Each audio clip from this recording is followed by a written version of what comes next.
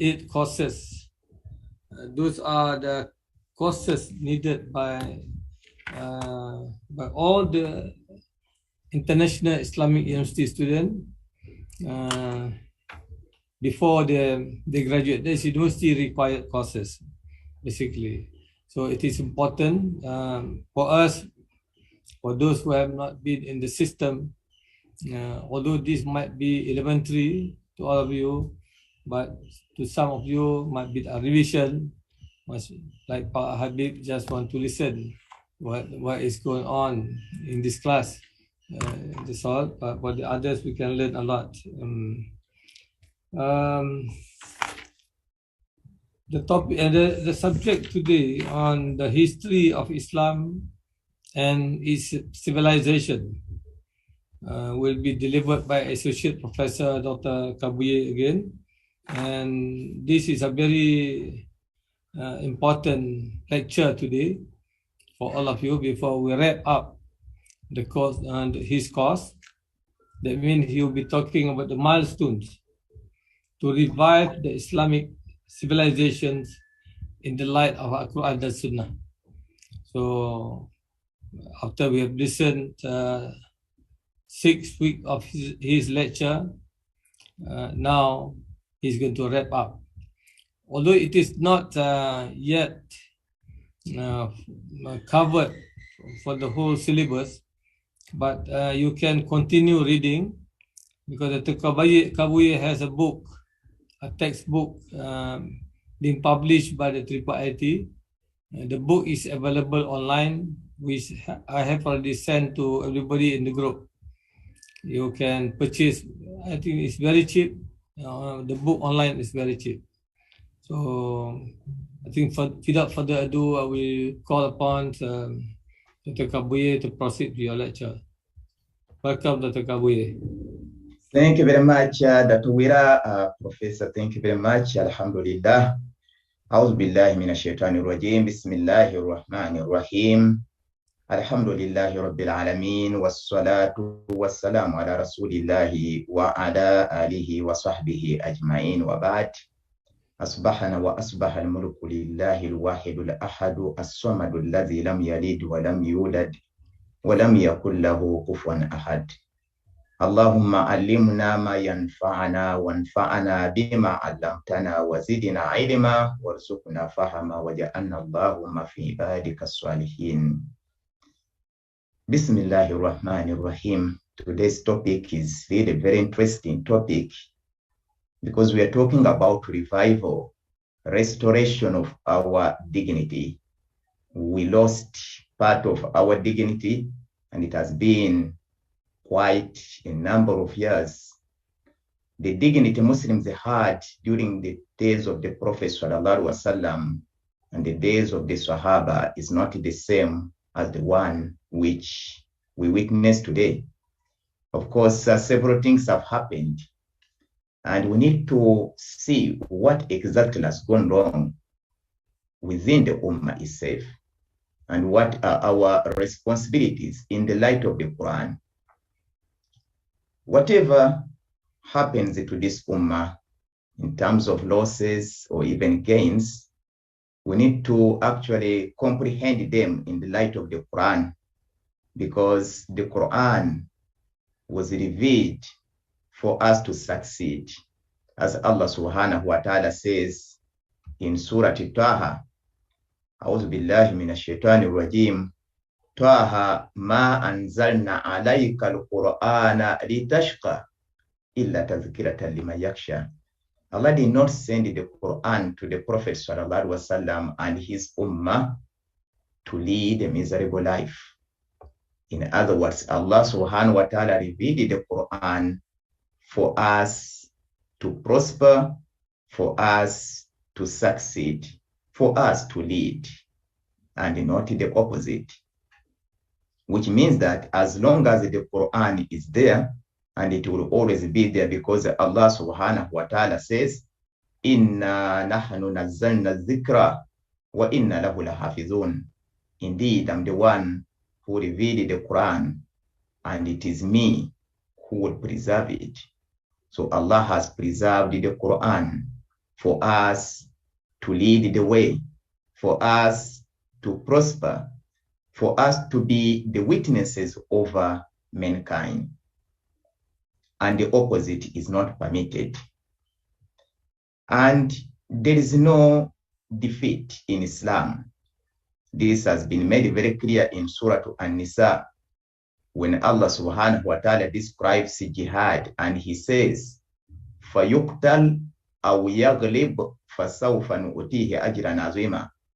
The one who participates in a jihad, in a struggle, فَيُقْتَلْ, and he gets killed while he's in the struggle, he doesn't give up, أَوْ يَغْلِبْ, or he defeats, he succeeds, we shall give him a great reward.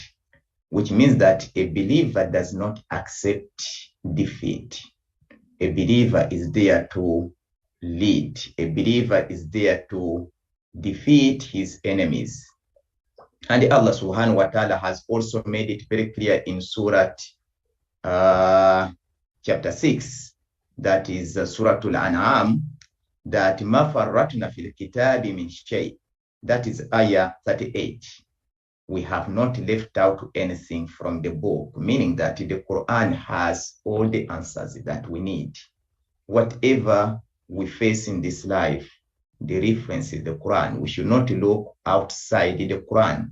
That is where the solutions are. And even what might have contributed to our failure is also clearly stated in the Quran. So this is why I want to cover these means, or even if you say means, to restoration of the dignity of the Ummah and the ways to achieve it. I want to cover it in the light of the Quran and Sunnah. So what are those milestones? I'll be sharing these slides, and I will speak on the basis of the slides that I prepared, bi-iznillahi ta'ala, getting into the details of each of the points that I've highlighted here. So let me start with the first point here. I have written that this Ummah is very unique, very distinctive from all the rest of the nations Allah subhanahu wa ta'ala has created. We need to know our differences. What are the fundamental differences? What are our unique characteristics? And it is a duty of every one of us to preserve that uniqueness, to always ensure that we don't lose our uniqueness. Allah subhanahu wa ta'ala did not send the Prophet sallallahu alayhi wasallam to a nation that is going to be assimilated. So meaning that we are not to be assimilated into other nations. If you do remember, we said that civilization at one point means a total of cultures put together. So when they become one culture, then it becomes a civilization. Today, people are saying that civilization is a culture that has been globalized. So it is a global culture, which means that there is only one culture. So when there's only one culture, then that is a civilization. We cannot have more than one civilization. And which civilization is that? That is the Western civilization, because the last letters, civilization, Z-A-T-I-O-N, indicate an ongoing process. So it is a process of getting the cultures together, assimilating them into one culture, which is the Western culture, in order to have one civilization, which is the Western civilization. But we are not to be assimilated, as I have made it very clear here. Later, we are going to see that. I will read all these slides so that I don't miss out any important point. I will start with this point that is highlighted. Our Ummah is unique because it is described as a united ummah. And our duty is to ensure that we remain united. This unity, if it is to be accepted willingly, is considered a major sin in Islam. Allah subhanahu wa ta'ala says, إِنَّمَا الْمُؤْمِنُونَ إِخْوَةٌ فَأَصْلِحُوا بَيْنَ أَخْوَيْكُمْ وَاتَّقُوا اللَّهَ لَعَلَّكُمْ تُرْحَمُونَ.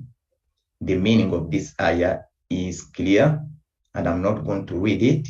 All what I want from this ayah is a single brotherhood, which means ikhwa.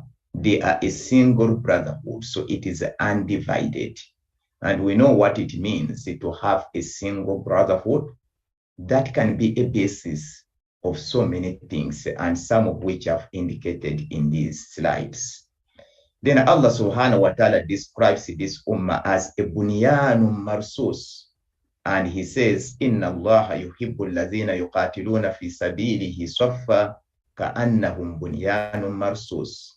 This ayah is not limited to jihad on the battlefield, jihad against the enemies, but any achievement that we want to have, anything that we want to achieve, we are told to struggle together, to be together as a bunyanun marsus, meaning that assisting one another to ensure that we are undivided in any kind of cause.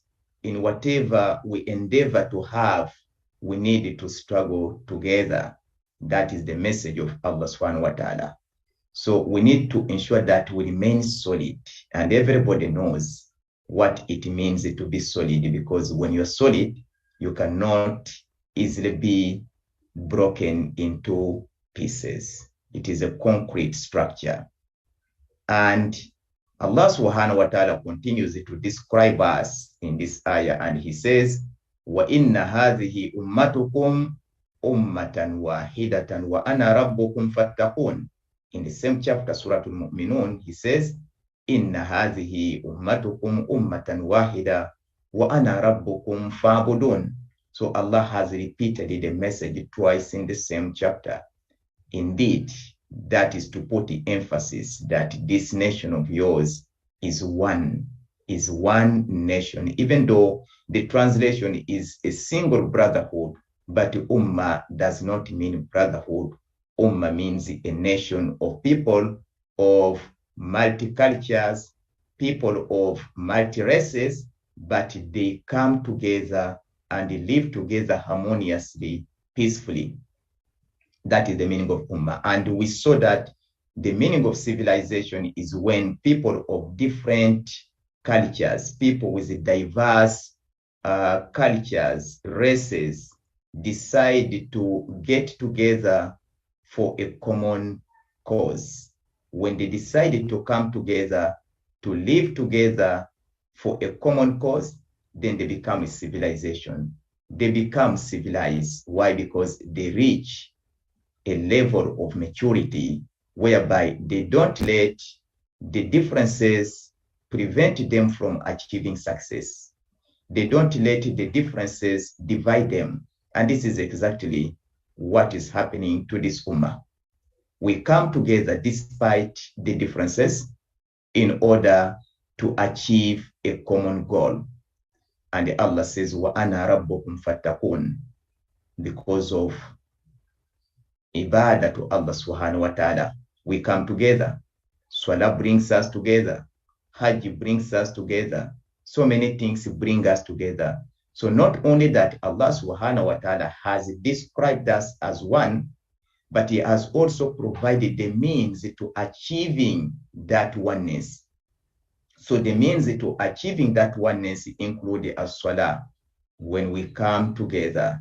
And that is why when the Prophet sallallahu alaihi wasallam mentioned the reward for as-salatul jama'ah, and he said that it is 27 times more than a salah performed individually.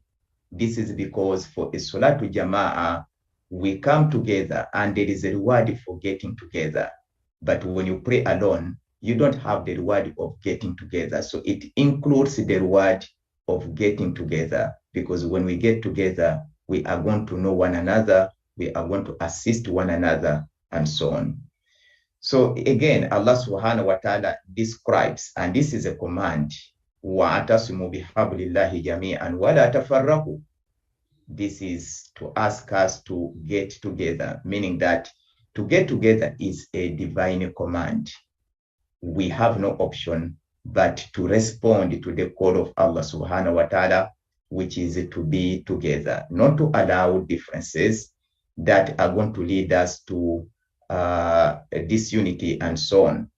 That again is very clear. I will not dwell on that. Let us look at some of the hadiths of Rasul sallallahu alaihi wasallam describing this ummah before we look at the milestones.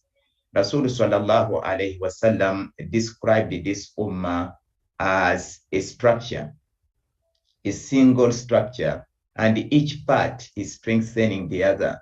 Just like we talk about a building whereby each brick is actually strengthening the other. So each one of us is a very important member of this ummah. And when there is any pain, of course, the pain will be felt by the whole body in a different hadith, meaning that it is a single body whereby a pain that is probably on a finger will be felt by the rest of the body. And Muslims will feel the pain that is felt by others. They will not be able to sleep if they know that their brothers are suffering. Allah subhanahu wa ta'ala describes the Sahaba during jihad, and mainly those who remained at home because they couldn't join jihad for some reasons. And he says that you did not cross any valley, neither did you climb any hill, but they were with you.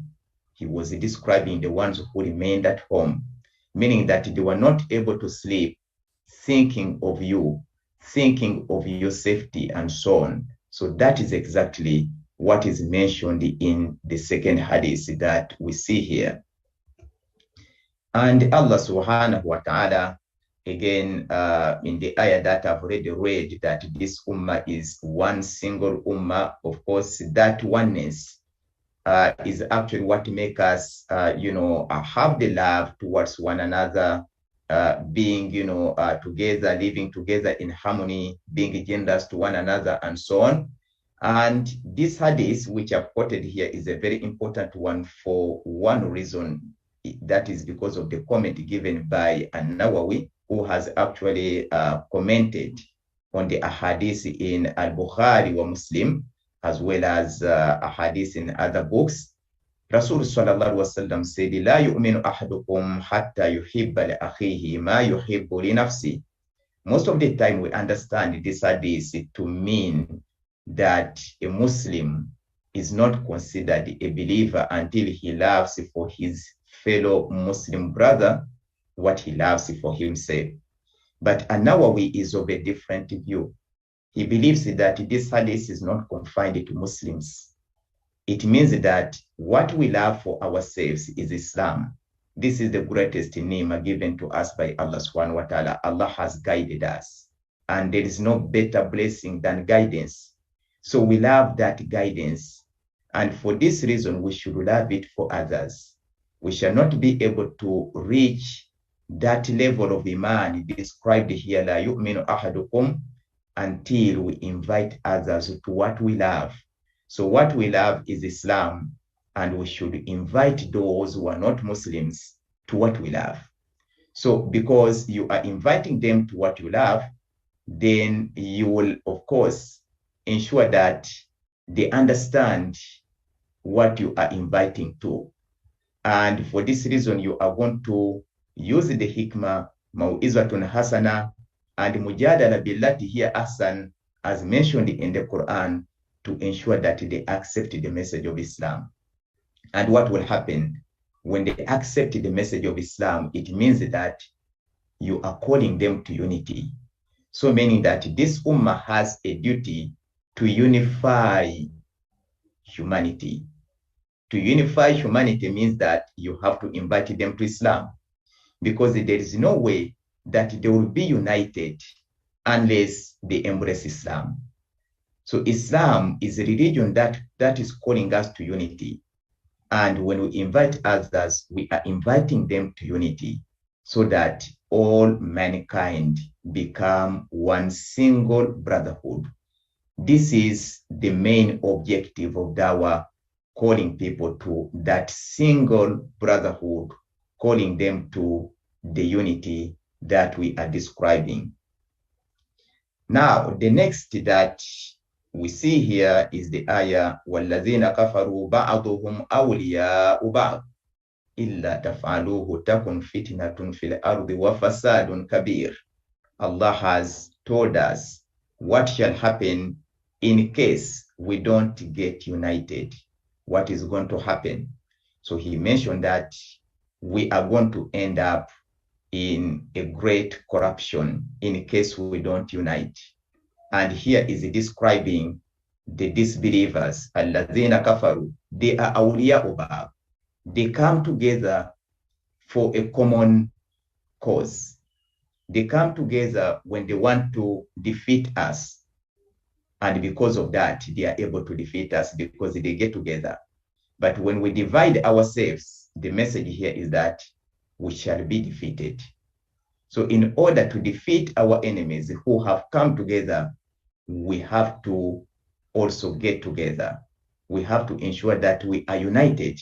Then we fight against our enemies. Otherwise, we shall always be defeated by the enemies. And this is our situation today. We are divided. We have been divided for a very long time. And it is the reason why we are being defeated. And Allah has described this ummah. This is also part of its uniqueness as ummatun wasat, which has been interpreted differently. Some say that it is a nation that implements justice. Some say it is a nation that oversees other nations, because the other part of the ayah is explaining it. Litakunu shuhada ala nas. So litakunu shuhada ala nas is taken to be the meaning of ummatun wasat, a nation that is overseeing others. What is it that it oversees? Of course, this is mostly related to morality, behavior, how other nations are behaving. And in order to do that, we have to become the embodiment of those akhlaq, the moral attributes Allah subhanahu wa ta'ala has mentioned in the Quran. So when we embody those attributes, then we become the ummatun wasat, a ummah that is overseeing others. Because if this does not happen, we cannot oversee them. There will be no difference between us and them. So to eradicate the evil, we have to embody those characters Allah subhanahu wa ta'ala has described in the Quran. And this ayah is also explaining it. Kuntum khayra umma ukhrijat lin-nasi ta'muruna bil ma'ruf wa tanhauna 'anil munkar wa tu'minuna billah. So there are 4 things here regarding ta'muruna bil ma'ruf wa tanhauna 'anil munkar. 4 things are implied. Ta'muruna bil ma'ruf, it means that you do what is right. You do what is right, but you also command what is right. So these are 2 duties. To do what is right is a command, and to command what is right is another command. وَتَنْهَوْنَ عَنِ الْمُنْكَرِ, and you abstain from the evil is a command to do so, and to prevent the evil is another command. So there are 4 commands in these 2 statements. تَأْمُرُونَ بِالْمَعْرُوفِ وَتَنْهَوْنَ عَنِ الْمُنْكَرِ. So we have to start with ourselves. تَأْمُرُونَ النَّاسَ بِالْبِرِّ وَتَنْسَوْنَ أَنفُسَكُمْ وَأَنْتُمْ تَتْلُونَ الْكِتَابَ أَفَلَا تَعْقِلُونَ. So firstly, we have to refine ourselves. After we refine our character and we embody those good attributes, praiseworthy attributes the Quran mentions, and we keep away from the vices, then we call others to be like us. We call them to al-ma'ruf, and we abstain them from al-munkar. So we have a moral responsibility to other nations. And that is the meaning of being ummatun wasat, a nation that has a moral responsibility to other nations. Now, this is something that I have been talking about, that we are a ummah, which is neither assimilated, meaning that we are not to be assimilated, and we should not allow to be assimilated into any nation, because then we lose our identity. And we are not part of other nations, as indicated in the verses I've read. We are different from them. We are not part of the Yahud or Nasara. We are not part of other nations. We are distinct from other nations. We have our identity, and we need to keep that identity to remain unique at all time. This is what Allah subhanahu wa ta'ala is telling us.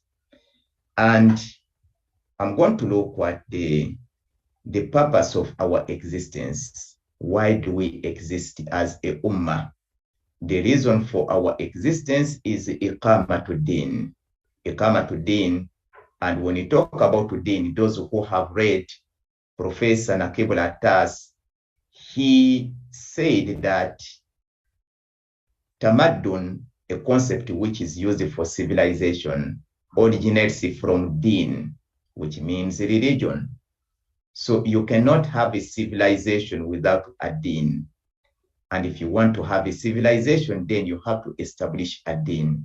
So iqamatu din means iqamatu al-hadara, establishment of a civilization, simply refers to iqamatu din, which means to establish religion of Islam.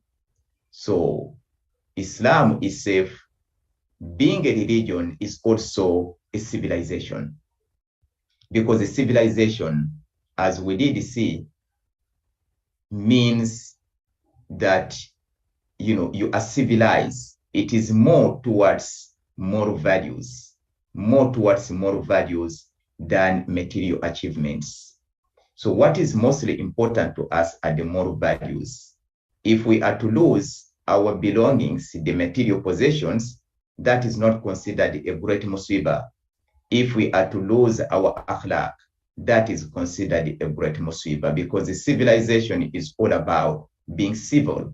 And being civil means that, you maintain the good akhlaq. And I did quote one Egyptian scholar who said, "Innamal umamul akhlaq ma bakiyat, in zahabat akhlaquhum zahabu." What makes nations great is their moral values. When they lose the moral values, they are considered gone.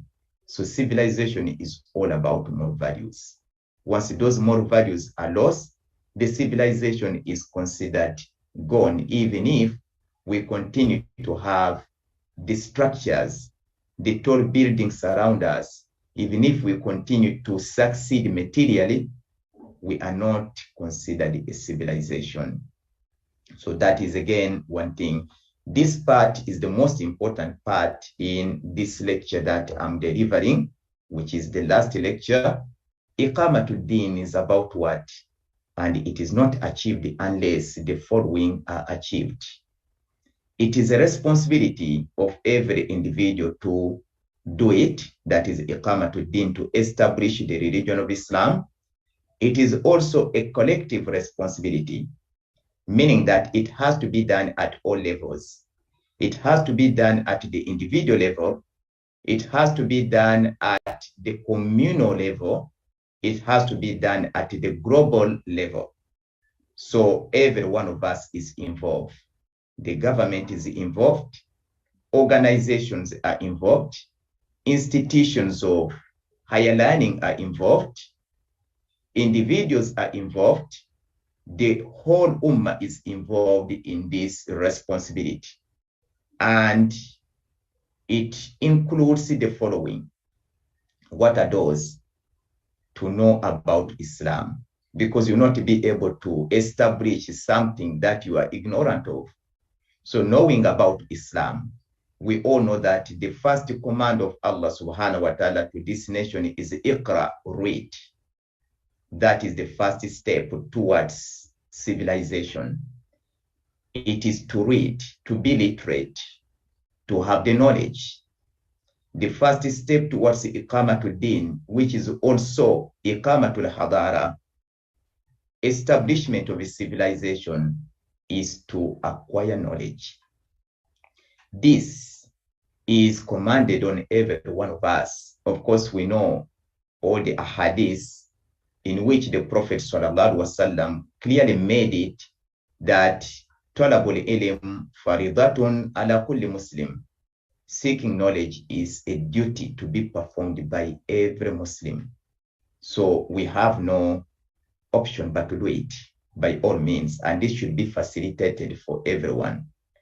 The best probably we can do is to invest in knowledge, and the IIIT is doing it, investing in knowledge, sponsoring books that are being written on different disciplines and so on. So this is exactly what we are talking about, to know about Islam being the first step to take for us to restore our dignity. Yes, our number is big today. We are 1/3 of the world population. Muslims are 1/3 of the world population. That is quite a big number. But not many of them know what Islam is all about. We perform Salah 5 times a day. We pay zakah, we fast, we go for Hajj, but we are not aware of the objective of those things. Rasul sallallahu alaihi wasallam said, "Bunya al-Islam ala khams." Islam is constructed on 5, and he did not say Islam are these 5 things. That Islam is established, the deen is established when you perform Salah, you pay zakah, you fast, you go for Hajj. He didn't say that. He said, Bunya, Islam is established, meaning that these are just foundations. Salah is a foundation of what? Zakah is a foundation of what? Hajj is a foundation of what? So they are to be treated as means leading to certain ends. And we need to be aware of those ends. If you are not aware of those ends, we shall not do what you call iqamatul din. You will not be able to establish a din. So we go for salah to achieve what? Allah subhanahu wa ta'ala made it very clear. He said that wa aqimis salah, iqamatul salah, because iqamatul salah is iqamatul din. As-salatu imadul din. The Prophet said the salah is the main pillar of ad-din. So when you establish it, فَمَنْ أَقَامَهَا فَقَدْ أَقَامَ الدِّينَ. The one who established as-salah is considered to have fulfilled what we call iqamatul din. وَمَنْ هَدَمَهَا فَقَدْ هَدَمَ الدِّينَ. And the one who breaks it, the one who doesn't do it, is considered to have destroyed ad-din. So iqamatul salah is not just about performing salah, but is more than that.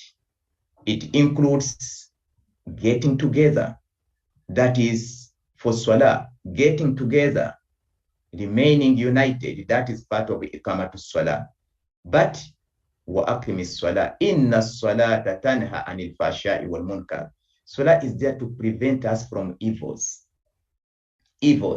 So if salah does not prevent a person from evils, it means he has not done what we call iqamatul salah.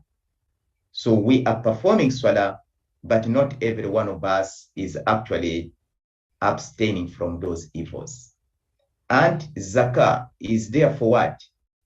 خُذُ مِنْ أَمْوَالِهِمْ صَدَقَةً تُطَهِّرُهُمْ وَتُزَكِّيهِمْ بِهَا وَصَلِّ عَلَيْهِمْ إِنَّ صَلَاتَكَ سَكَنٌ لَهُمْ. Zakah is there to purify us. تُطَهِّرُهُمْ, whom means human beings, those who pay zakah. تُزَكِّيهِمْ, whom means human beings, not the money that is given. Zakah is purifying wealth, yes, but that is not indicated in this ayah. What is indicated in this ayah is zakah tutwahiruhum, by the means of zakah, you purify them. So how do we get purified? Of course, this is a subject that takes some time to explain, and I'm not going to go into it, but it's one of the objectives of paying zakah. And we fast to achieve what? لَعَلَّكُمْ تَتَّقُونَ, taqwa. But we are lacking taqwa today as compared to the days of the Prophet sallallahu alaihi wasallam. Allah described the Sahaba as people of taqwa. Today, we don't have that high level of taqwa. We go for Hajj for what? Again, the objective is mentioned that whoever goes for Hajj, فَلَا رَفَثَ وَلَا فُسُوقَ وَلَا جِدَالَ. So there is no such things in Hajj.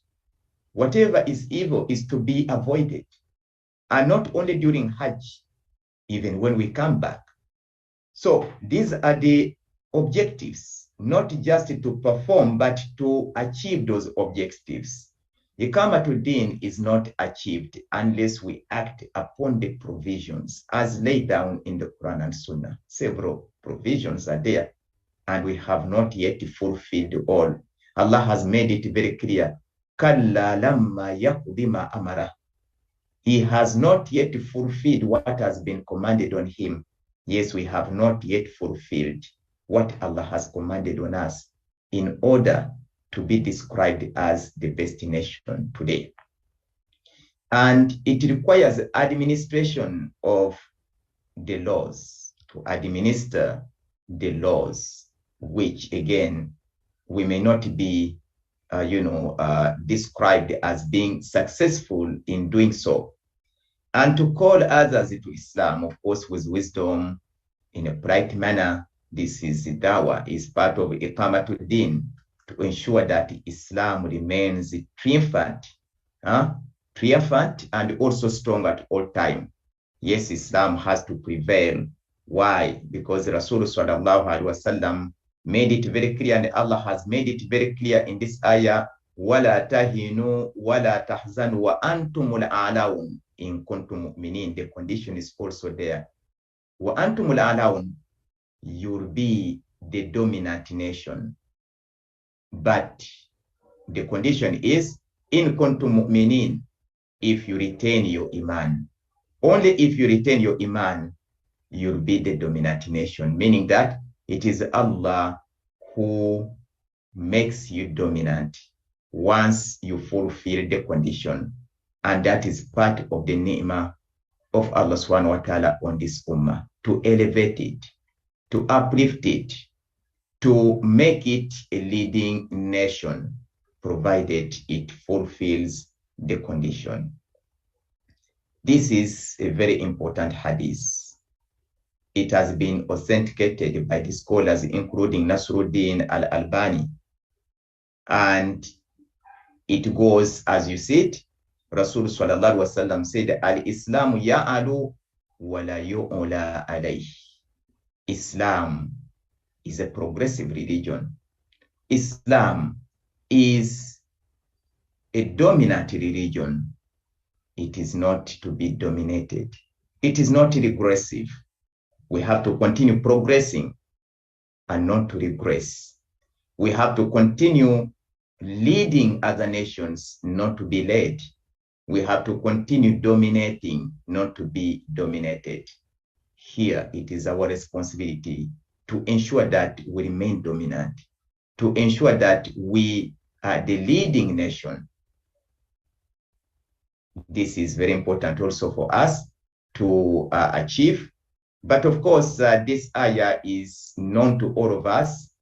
Allah subhanahu wa ta'ala describes this ummah as a khayru ummah, the best of all nations. And what makes it the best is clearly mentioned here. Of course, there are different interpretations given by the scholars. Some say that the nation described here is the one which existed during the time of the Prophet sallallahu alaihi wasallam, and that is the Sahaba, and not the subsequent ones.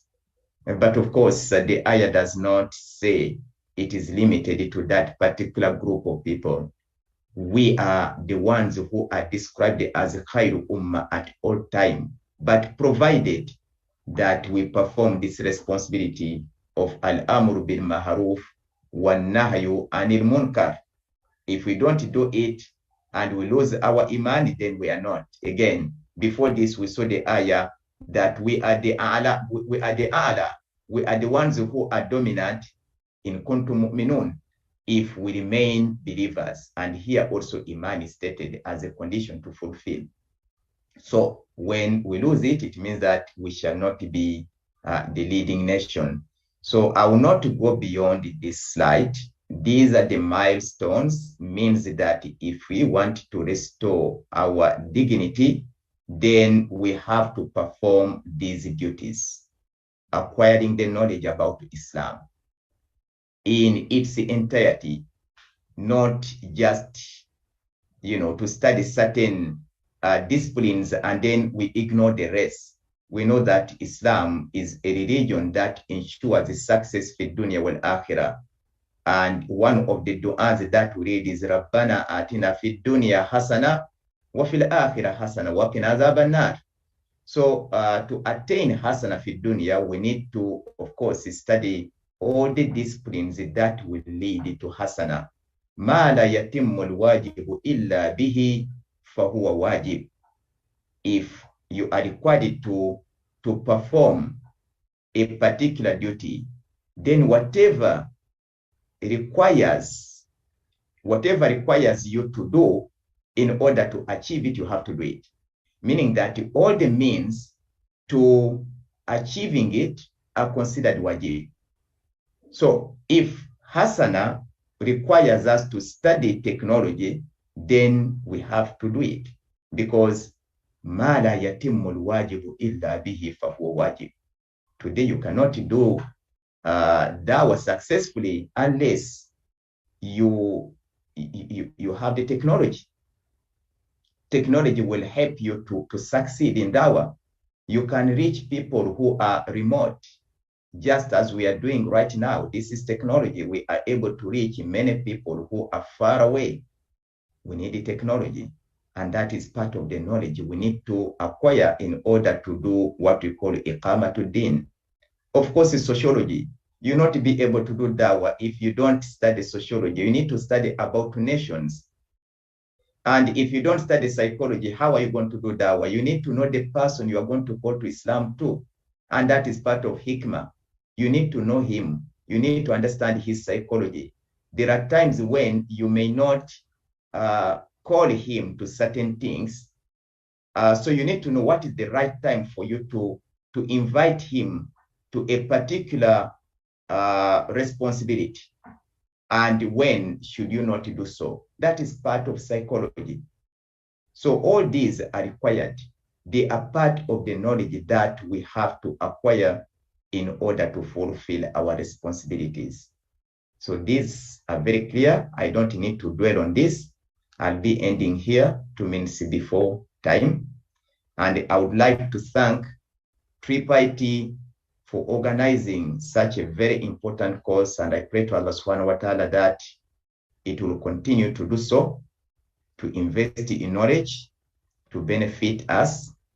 And I would like to thank all the participants in this program for your presence. Without your presence, I wouldn't be able to deliver. So it is through you that I get the reward of sharing knowledge. And for this reason, I have to thank you. Man la yashkuru nasa la yashkurullah. The one who does not appreciate people does not appreciate Allah. First and foremost, we thank Allah who has made it possible. And I'm sorry in case I've not reached where you expected me to reach. Hopefully in future, we shall continue from where we have ended to cover more things. Bi-iznillahi ta'ala. Jazakumullahu kulla khair. Wassalamu alaikum wa rahmatullahi wa barakatuh.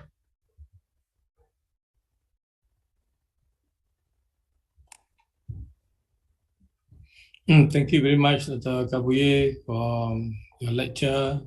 And it is very important, you said that implementing Islam ikamatul ad-din. I mean, there is a responsibility of individual and society. You want to establish this.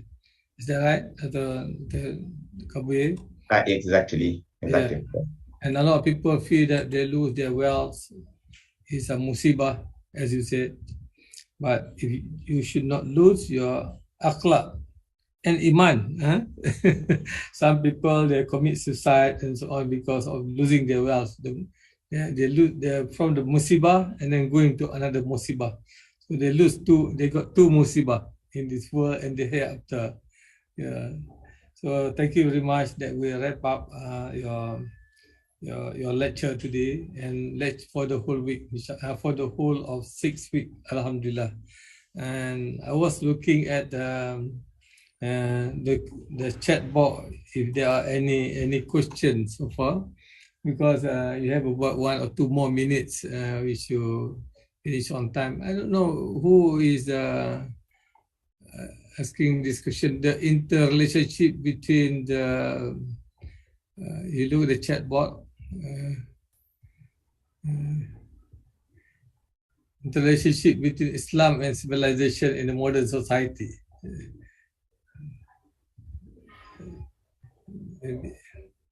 Maybe he's asking a question. So okay, he's asking what are the interrelationship between Islam and civilization in the modern society? Inshallah, that is a very good question. Actually, I've just completed my book, which has been sponsored by IIIT on interconnectedness of knowledge and civilization. So I have covered that. Hopefully, inshallah, when the book is published soon, inshallah, IIIT will, of course, make it available for all of us. Okay. So, inshallah, you read the book and see the interconnectedness. Inshallah. Inshallah. Maybe you can share one small part of the book to the group. Yes, exactly. To answer this question. One small chapter, one small part of it. We a paragraph or a chapter. It's okay. Thank you. I will leave it to you, Dr. Kabuye. Yeah, inshallah, I'll do that. I'll be very glad, of course. I wish that I still had some time for me to explain. I can see my brother, Dr. No, he's already here. And of course, I don't want to steal his time, so that will be a major sin. So inshallah, next time. No problem. Just because just now I saw you have 2 or 3 more minutes, I thought you can. Thank you very much, Dr. Kabuye. Okay. Jazakumullah kulla khair. Wish you all the best. Ramadan Mubarak to you. Ameen. Same to all of you. Takabbalallahu minna minkum. Okay.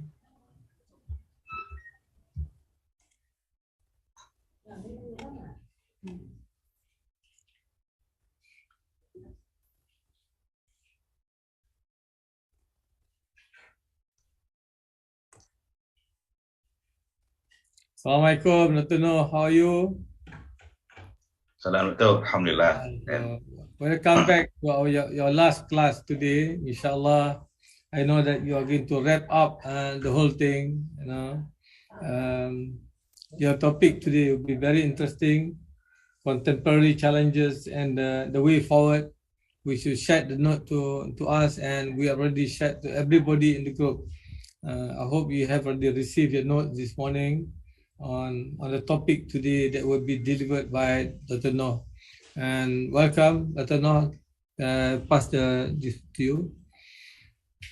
Thank you very much once again, Dato. Bismillahirrahmanirrahim. Alhamdulillah Rabbil Alameen. Wassalatu wassalamu ala ashrafil anbiya'i wal mursalin. Wa ala alihi wa ashabihi ajma'in. Qala rabbi shrah li sadri wa yassir li amri wa hlul 'uqdatan min lisani يفقه قولي اللهم انفعنا بما علمتنا وعلمنا ما ينفعنا وزدنا علما والحمد لله على كل حال آمين يا رب العالمين.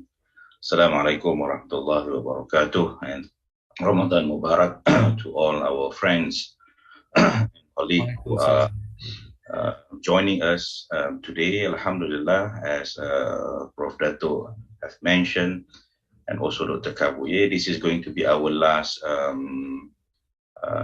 module for our course and for Islamic Da'wah and Contemporary Challenges. Today is also going to be the last installment of our discussion on Islamic Da'wah.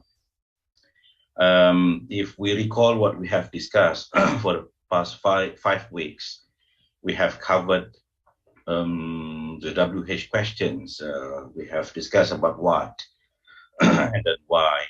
And then I think that in the last two lectures, we have been talking about the methodology of the prophets and also the methodology extracted from Surah An-Nahl, verse number 125.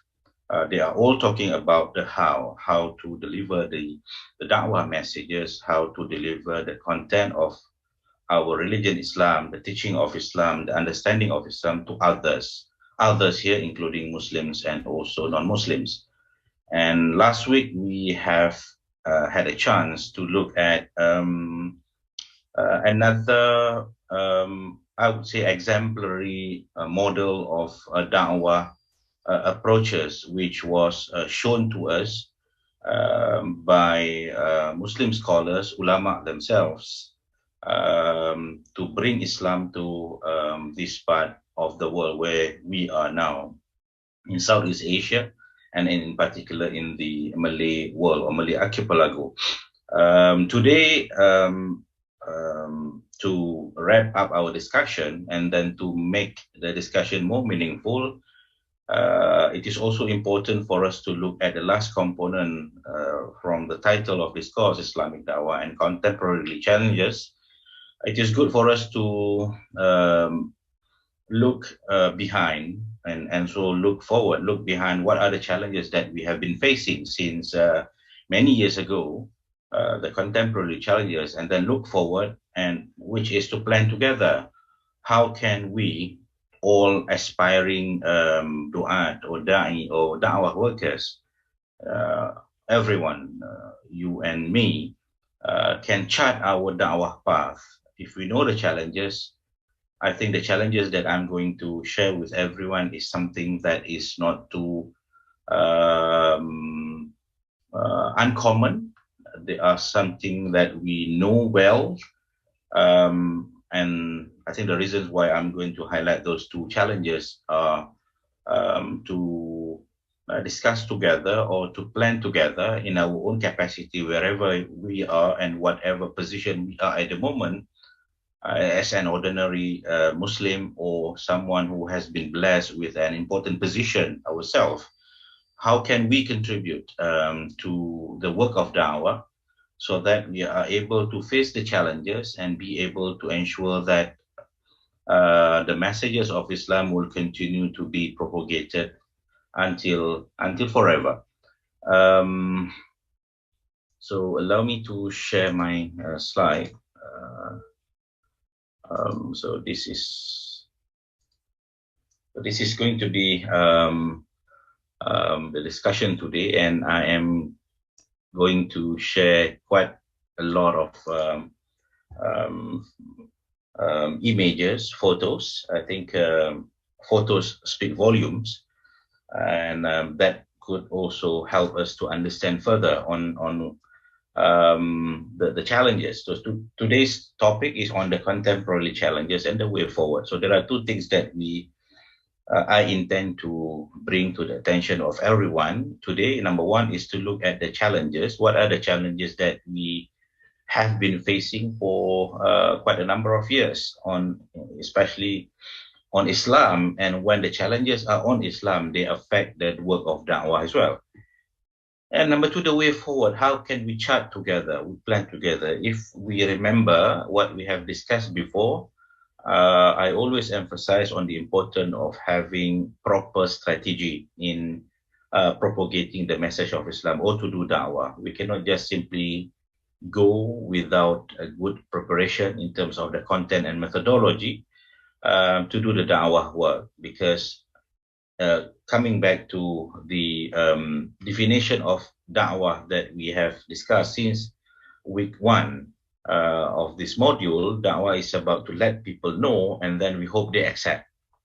To get the mad'u, the recipient of da'wah, accepting what we are telling them about Islam, requires strategy, how to convince their mind and heart, how to make them understand.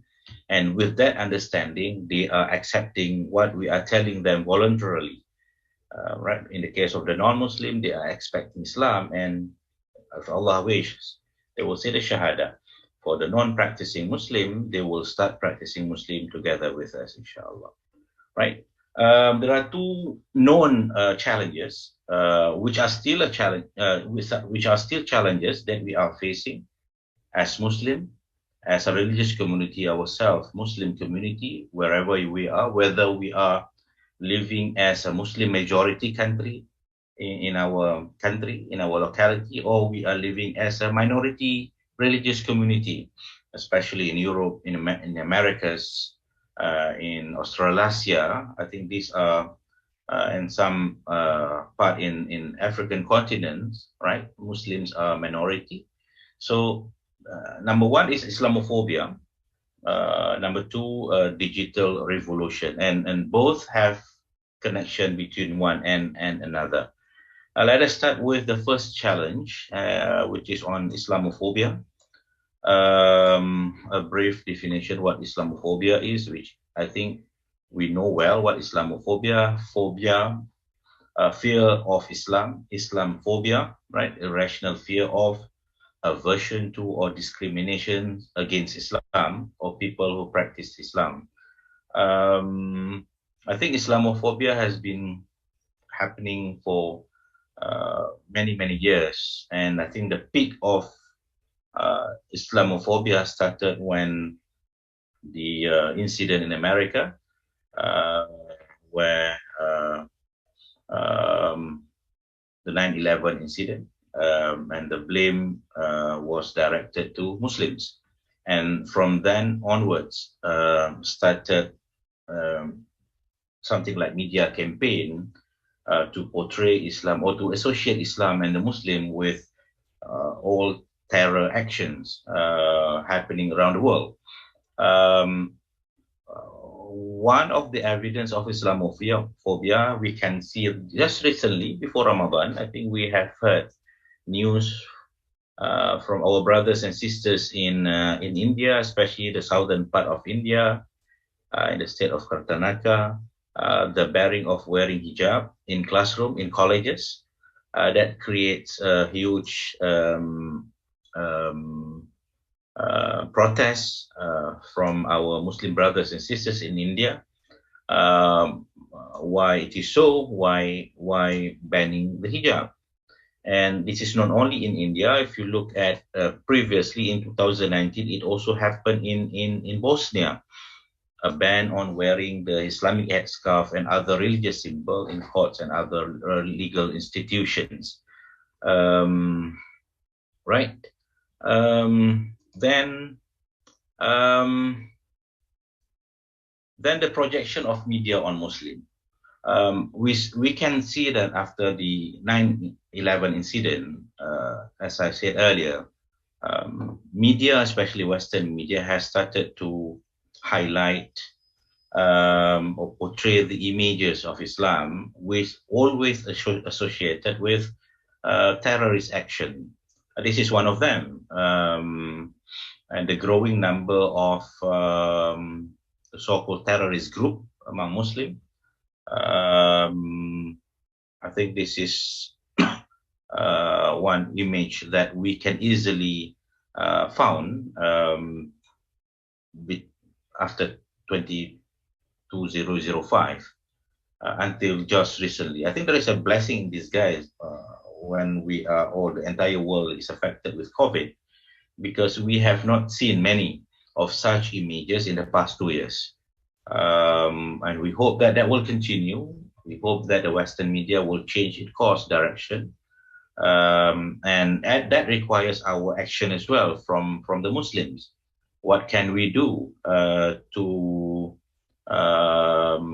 combat Islamophobia, or to correct the wrong understanding which were portrayed by the Western media. For our brothers and sisters in the African continent, especially in Nigeria, we have many of our participants from Nigeria. I think this is this image and many other similar images have been providing incorrect information about the Muslim as a whole. There could probably some small extremist groups among the Muslims, which are not an isolated case for Islam only. There are extremists, religious extremists in other religions as well. I think if we are following news from 2005 onwards, we may have come across the killing of school children by Christian extremists in Norway, and plus some other cases of Christian white extremists against Islam and Muslims. But that was not given the center stage of the mainstream media. So this is another challenge that we are facing. The portrayal of Islam as religions of violence, the claim that Islam is going to answer you meaning the Western world, the Western Christian community, they will disagree with you by the means of weapon, meaning they are portraying us as a violent religious community, which is not true. We may also have come across during the peak of Islamophobia. If we are following the World News Organization, Charlie Hebdo is also another media outlet. This is a satirical tabloid in France, and under the pretext of freedom of speech, they have done what they have done, which we can see on our screen. If we are following what they have produced, not only they are criticizing, insulting Islam, but even Christianity also being insulted under the pretext of freedom of speech, right? And because of the insult that they have made, like what we can see on the screen, there was a case of assassination in Paris, right? According to the Western media organization, that was a retaliation from, according to them, but the evidence presented to the world via their own media is disputable. That they claim that two Muslim, if I'm not mistaken, from the Algerian descent, committed the assassinating Charlie Hebdo staff and their office in central Paris, right? So this is another example of Islamophobia, which exists, I think, from especially 2005 onwards. And I agree when I mentioned for the first time on Islamophobia in the first or the second class. I think I had a response from one of the participants, which was saying that Islamophobia was not only caused by the external factors, by the non-Muslim, by the so-called those who don't like Islam and Muslim, but they are also perpetrated by the Muslim themselves. Yes, it is true there are also Muslim extremists which are not portraying the correct images of Islam to the world. I think this is one example which happened in Malaysia in 2017. If I'm not mistaken, this was in Ramadan. This was a case of Friday prayer and then blocking road, and then that create this kind of tense situation between the road users and also the Muslim congregation attending Friday prayer. Unfortunately, this image was put up on social media. I think if you look at the image, that image of a Muslim, and then holding a cone and then trying to chase that car, which was not it's a not good incident, right?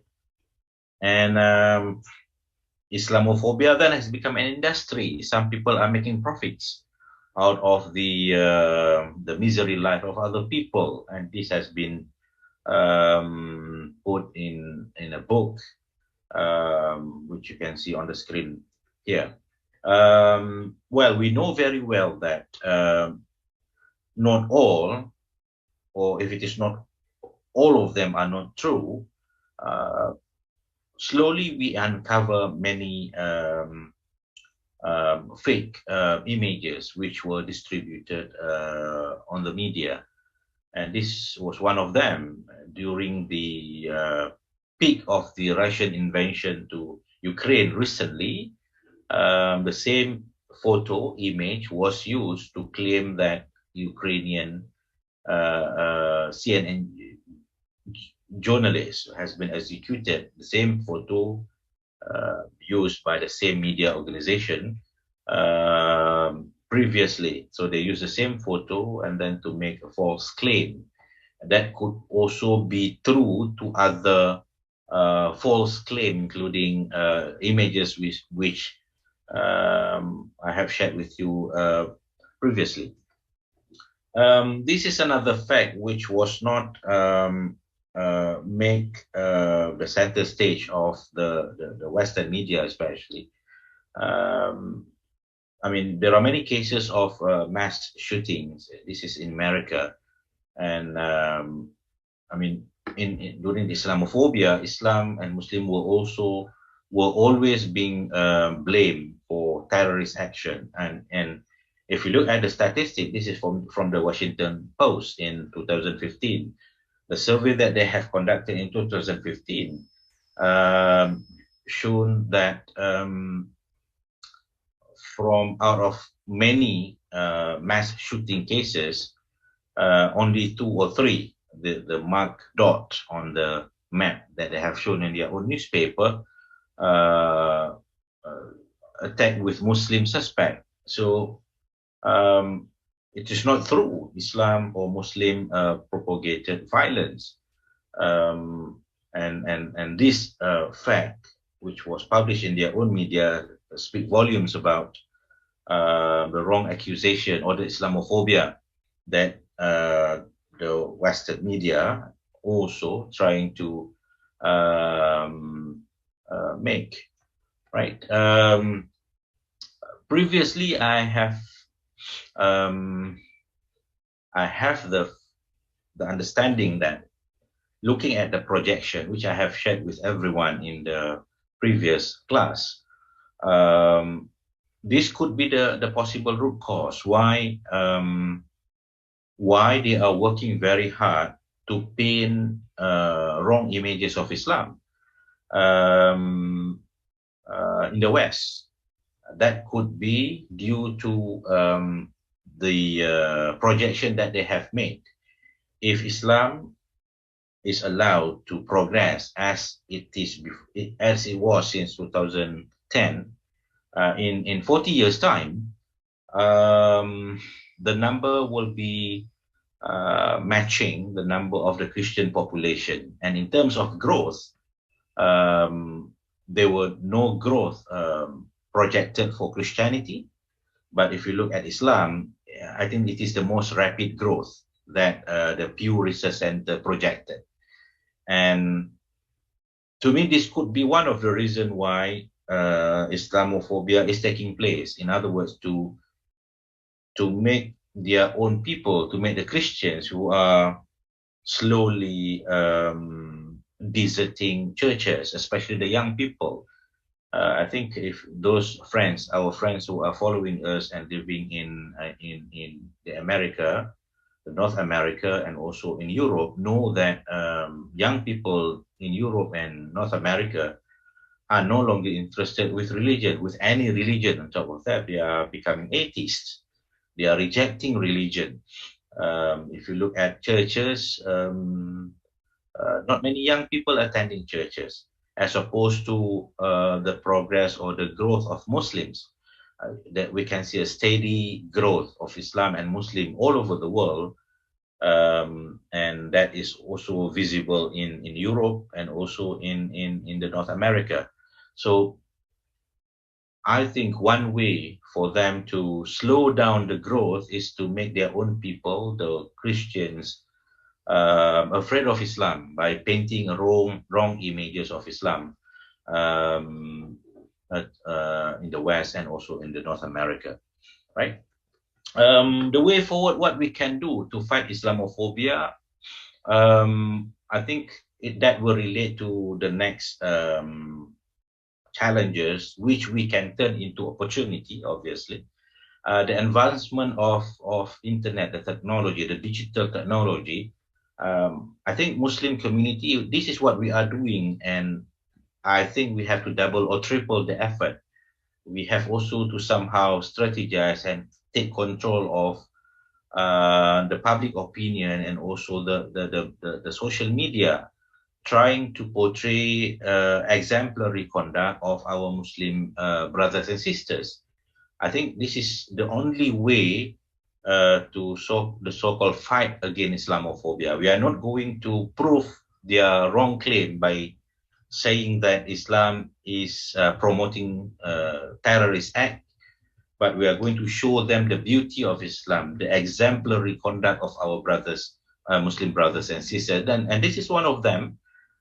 During the flooding time, mosques, and here we call it surahs, were used, opened their doors as shelters to everyone, including non-Muslims. I think images speaks volumes than oral preaching, right? So I think we want to have more and more such images to flood the social media. And this is, to me, the only peaceful means that we can do at our disposal, because everyone now today is connected with the internet, with the social media. We can do our bit by become like a reporter, public reporter, right? To report the good images of our religion, Islam and the Muslims. This is another good exemplary conduct, I would say, which I took from one mainstream media in Malaysia. This happened in Malaysia. An exemplary conduct by a store manager, a Muslim, the picture there. Well, this is very much a humane conduct. Instead of handing the thief to the police, he handed to the police, but then the store did not press any charges against the thief, because the only reason for him to commit theft was because of poverty, right? And instead of taking action against the so-called petty thief cases, the store offered a job. I think this is important. Put aside Tesco, I think the conduct of that store manager, a Muslim, is an exemplary conduct. It has been reported in the media, and I think we can strategize and then flood the social media to show the beauty of Islam. The Muslim themselves, they are like other religious community. If other religions promoting peace and exemplary life, so do Islam, right? So if we are able to flood our media, social media with such images, slowly, inshallah, I think we can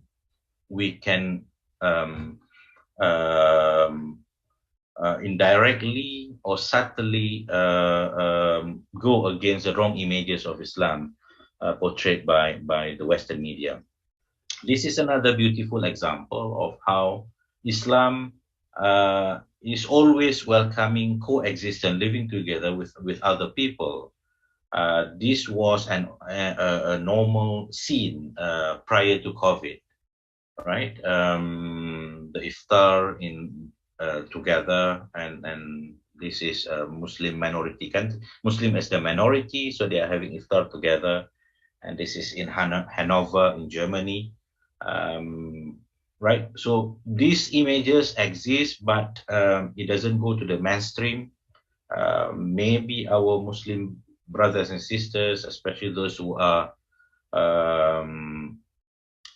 spending our time a lot more on the da'wah work or working full time with the da'wah organization, can lead us to strategize this effort. Speak good word or remain silent. فَلْيَقُلْ خَيْرًا أَوْ لْيَصْمُتْ. The more we talk, we are afraid that we are not going to say the good things about others. Respect is earned, honesty is appreciated, trust is gained, loyalty is written. I think this is what should also be a guiding principles to our da'wah work. We cannot ask them to respect us, but we have to do something to earn the respect, especially from those who are hating Islam, for those who are always propagating Islam, for propagating wrong images of Islam for no valid reason. The second challenge, which I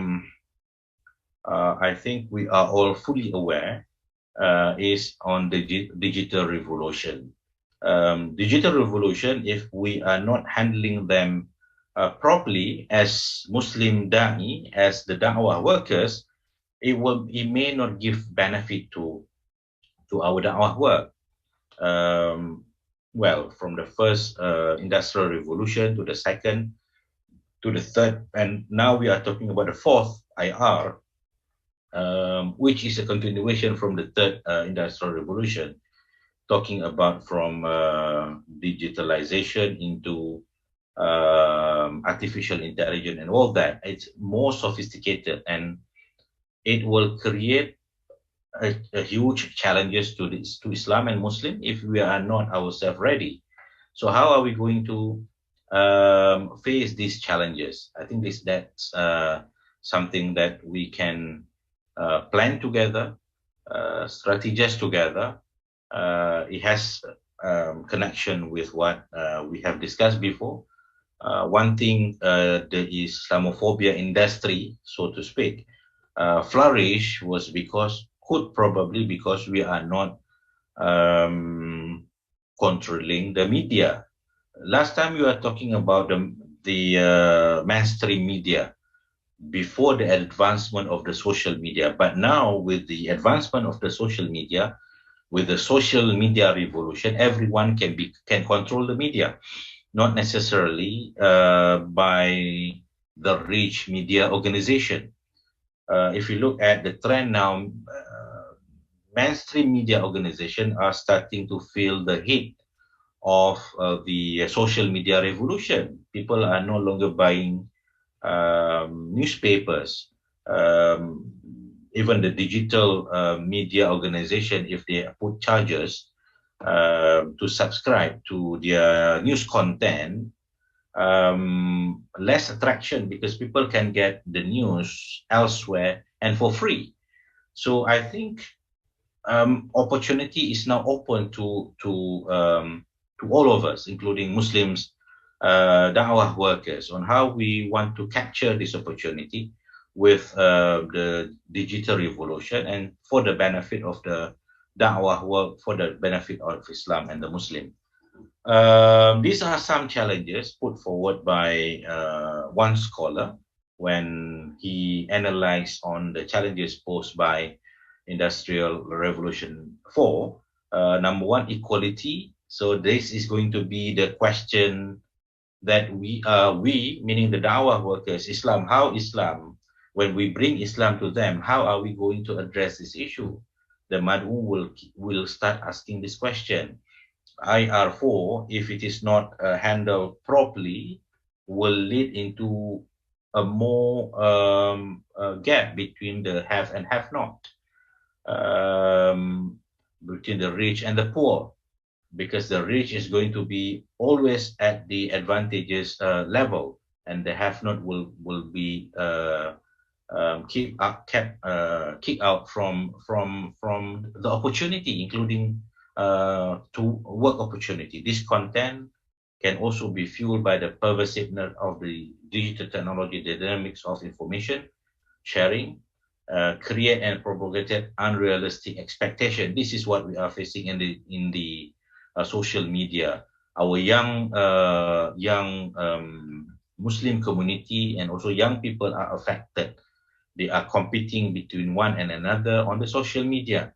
To a certain extent, it is unrealistic for them, but this is what they have been presented with.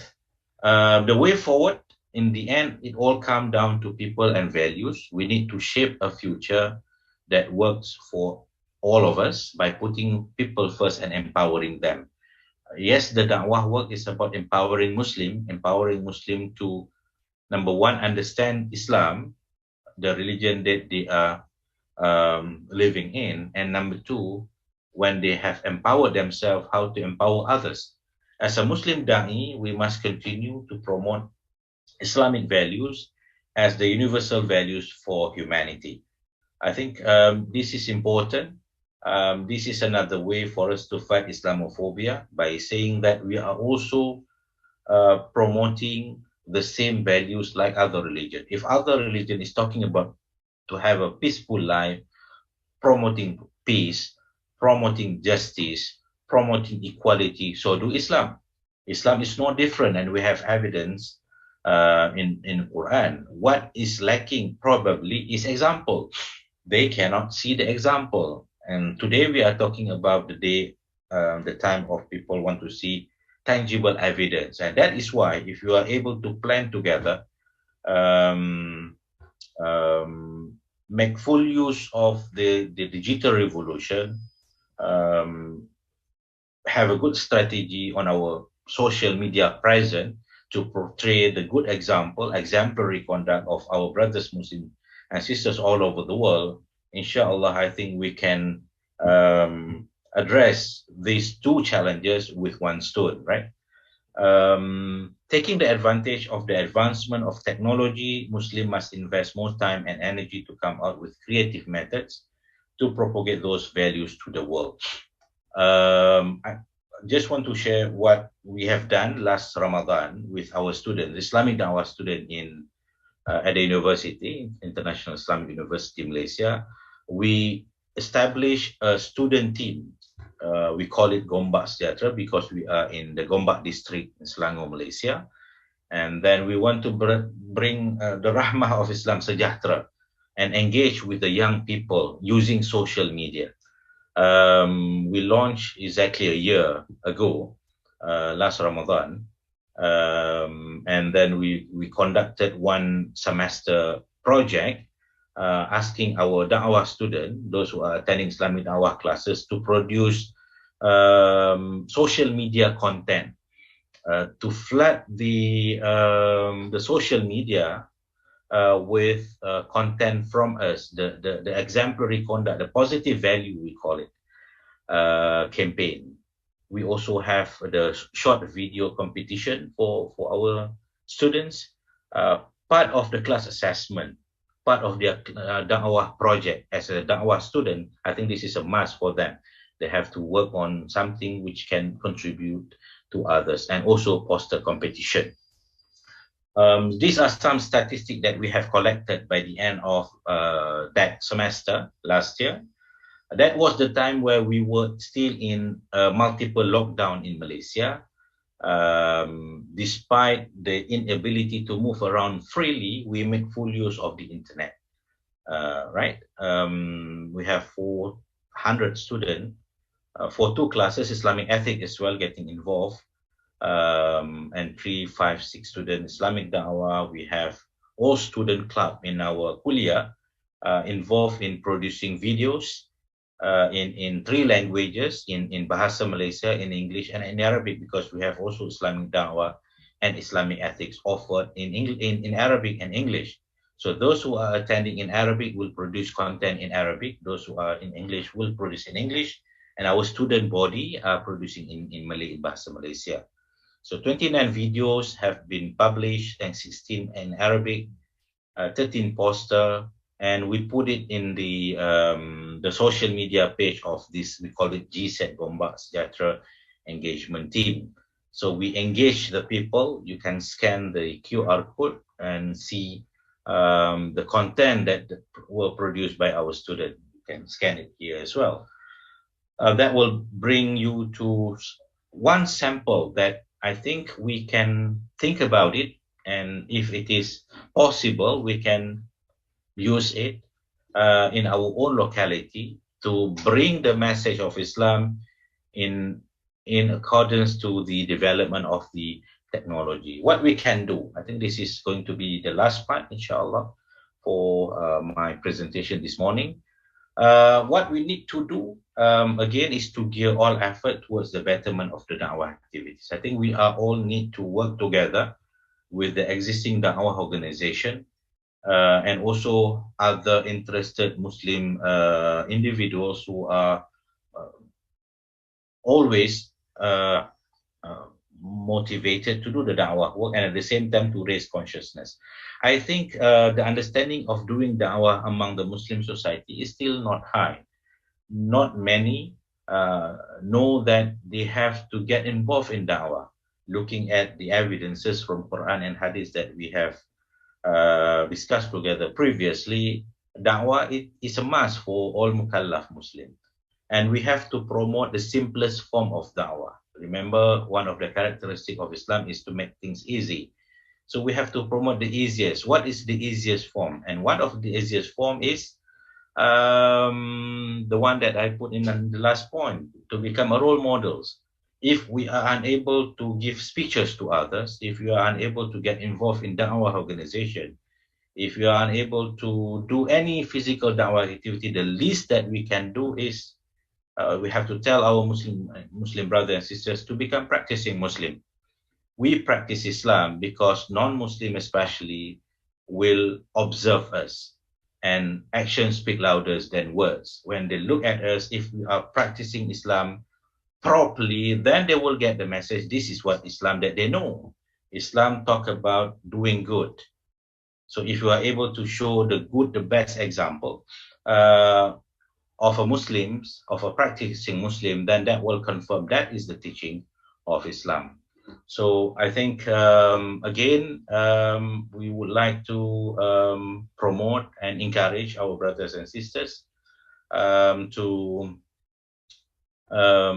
get involved, contribute our bit in the da'wah work in whatever capacity we are, wherever we are, because da'wah is a universal work. It can be done by everyone and it can be done everywhere. I think this is the aim of da'wah, which is to bring the rahmah of Islam, the mercy of Islam.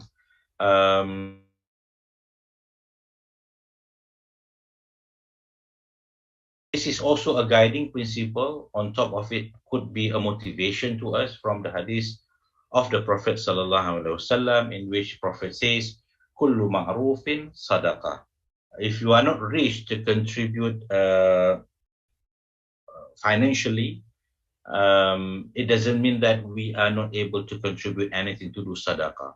Sadaqah, in its wider understanding, includes good deeds, and among the good deeds is the da'wah work, helping other people to understand Islam, correct the wrong understanding of Islam among people. These are all the good work of da'wah that is considered part of the sadaqah. So in the spirit of Ramadan, inshallah, brothers and sisters, I think we can enhance our da'wah commitment, do at our level best, wherever the possibility, the opportunity presented in front of us.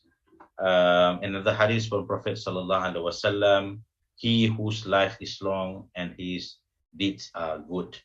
Who is the best people? There was a question to the Prophet, and that was the answer. Alhamdulillah, if you are blessed with a long life by Allah, do not stop doing good. And inshallah, with the intention Lillahi ta'ala, we will be able to accumulate our wealth, inshallah, in the hereafter. So I think I would end my lecture here. again, I would like to thank Prof. Datuk Jamil and our team at IIIT East Asia for this important and again strategic initiative, making use of the technology so that our brothers and sisters all over the world are able to sit together, discuss together, and inshallah plan together for the betterment of Islam and the Muslim community all over the world. I apologize if any mistake from my side, and we hope inshallah we can meet again in the near future. With that, Ramadan Mubarak once again to everyone. Kullu am wa antum bi khair. Assalamualaikum warahmatullahi wabarakatuh. I hand it over back to Dr. Waalaikumsalam, Dr. Noh. Ramadan Mubarak to you too. Thank you very much for giving us 6 weeks lecture on Islamic Da'wah and contemporary issues. And I hope everybody have already benefited from this 6 weeks lecture and will do something as what has been done by Dr. Noh to the students. And in our case, for those who don't have students, for example, to do all this kind of digital approach in tackling the ummah, maybe you can do on your own. You have your own video, for example, related to this. So this is very important, Dr. Noh, in this new era. Forget about Islamophobia. I think Islamophobia is diminishing. It is a short-term effect for the Muslim and non-Muslim, and now it's going to be really stabilized. The Muslim in many parts of the world are more free now. Although you look at the pictures there, they are maybe 3 or 4 years ago. It's not much as what was happening during September 11, because some of our people here were not born yet. So inshallah we pray to Allah subhanahu wa ta'ala, inshallah in the future Islam will flourish, inshallah. Amin. Jazakallah khairan. Yeah, thank you, Dato'. Good job, with your student on that and the project, inshallah. Thank you, Dato'. Assalamualaikum warahmatullah. So we have a break for half an hour. And then the next time we have 2 more lectures to complete on the 12 weeks lecture of the courses, and inshallah we will continue 2 more weeks until the end of Ramadan, inshallah. So I let all of you to have a break for half an hour, but no tea, no water, nothing. Just take a break away from your computer. Thank you. Assalamualaikum warahmatullahi wabarakatuh.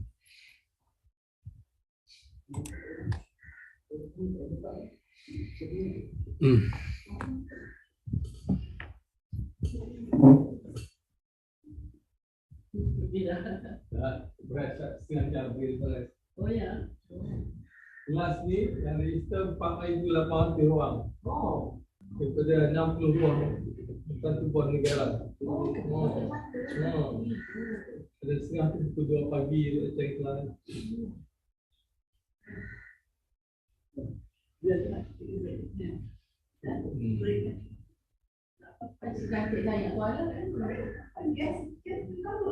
Bagi kalau tahu buruk sikit baik.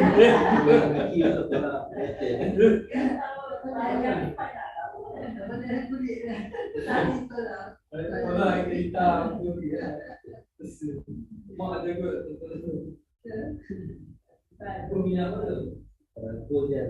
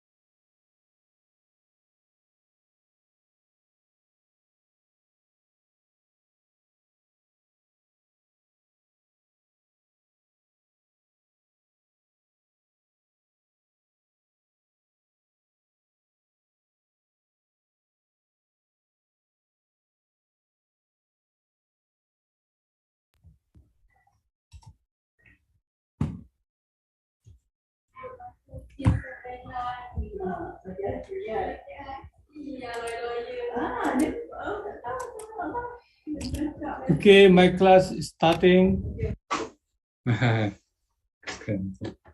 Sehat tu Assalamualaikum. Welcome, Abdul Latif. Ya, The last class with you. InsyaAllah. We're going to miss you after this. We have been 6 weeks together.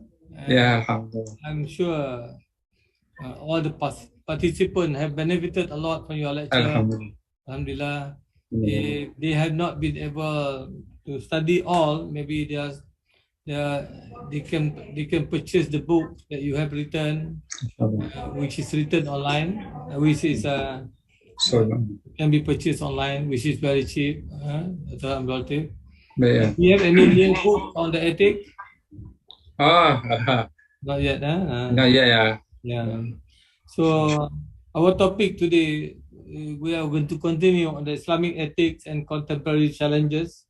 Last week you were talking about Maqasid Sharia, is that right? Yeah. Yes, yeah. This relate to the ethics, you know. It's very Yeah. all the 5 objectives of the Maqasid Sharia highly related to ethics, you know, and the moral issues, to protect religion, protect life, intellectual, you know, family, wealth, and so on. Yeah. So you can learn more about Maqasid Sharia also. I think some other lectures was covering on what Maqasid Sharia is. Yeah. Okay. And you can relate to the lecture given by Dr. Latif last week. And this week he will be talking about the contemporary issues. The note had been sent to everybody, had been shared, Dr. Latif. Yeah. But some of them have gone through your lecture. It will be faster for them to understand. You'll be talking about abortions, you know, about euthanasia, transsexuality, LGBT, and maybe many other things that you will be talking about this. So you have 1 hour, no problem. You are the last lecture. Inshallah. There's no lunch today. So we will call you upon to deliver your speech. Thank you. Bismillahirrahmanirrahim. Alhamdulillahi Rabbil Alamin. Wassalatu wassalamu ala ashrafil anbiya wal mursalin wa ala alihi wa sahbihi ajma'in. Rabbi shrah li sadri wa yassir li amri wahlul 'uqdatam min lisani yafqahu qawli.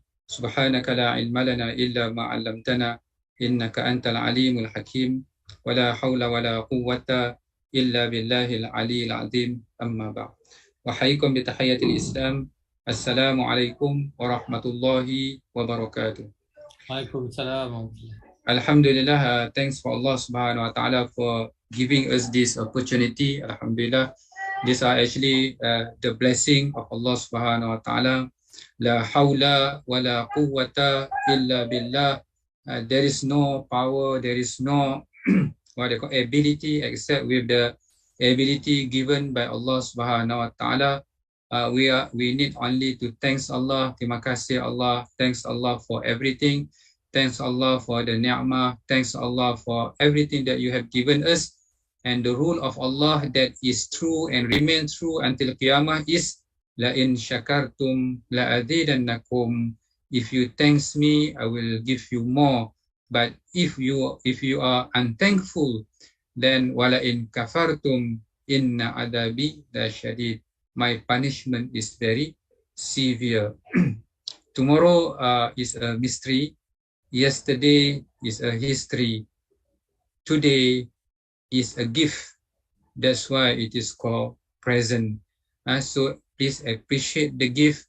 It is not, we do not know what is going to happen tomorrow, but our tomorrow will be determined by our situation today, whether we are shakir or kafir. Kafir here means the opposite of shakir. If you are thankful, then Allah never break His promise. He will give more bounties, more blessings to us. My dear brothers, professors, all listeners, inshallah today we will see some issues, like for example here I choose abortion. Okay, what is abortion? Abortion is the deliberate termination of a human pregnancy performed during the first 28 weeks of pregnancy, meaning that the 28 and earlier. So that is called what they call this abortion. Deliberate means intentionally. You know, let's say for example, a woman who get pregnant without legitimate father, in order to close and in order to protect the marwah, so then they normally go to the illegal clinic for the procedures. You know, when you start things illegally, then what is going to follow also normally is illegal. Then the problem will accumulate. The small thing will become bigger. So that is what they call this the definition of what they call this abortion. After 28 weeks, recently the government is thinking of, you know, to charge under murder. You know, let's say for example, if the life is there, the fetus is already complete, you know, and then it is so maybe it may be charged under what they call this, under murder. So this abortion is different from miscarriage. In Malay we call keguguran. Miscarriage is the term is used for the delivery of a non-viable embryo or fetus due to fetal or maternal factors. This is particularly normally happen, especially for the first timer. You know, sometimes we do not know the ability of our uterus, whether it is strong or whether it is weak. So then, you know, if you do something quite rough, for example, quite harsh, you know, then it might disturb, it might cause this miscarriage. There is another term also we call induced abortion. This induced abortion means it is done in a legal way. This is made by an elective decision to terminate the pregnancy through the ways and means available. If the induced abortion is performed to prevent the health or life of the mother, in certain situations, the advice from the experts, the doctors, that, you know, if that's this pregnancy to continue, it might harm the mother, the life of the mother, then they will go for what we call therapeutic abortion. This is, you know, because this is also related to maqasid, you know, when the conflict between the two, yakin and zan, so priority should be given to the yakin. Let's say, for example, the life of the mother, yakin, she is alive, she is pregnant, and then the life of the fetus is zan. You know, maybe when the fetus what they call delivered, he or she might die. So meaning that that's at the level of zan.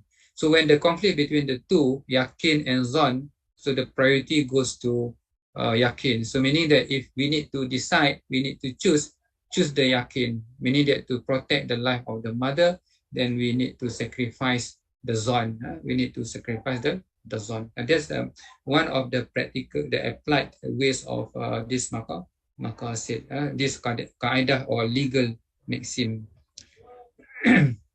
The issue now, is it halal or haram? Is it halal or haram? You know, I bring back you to this five objectives of Sharia.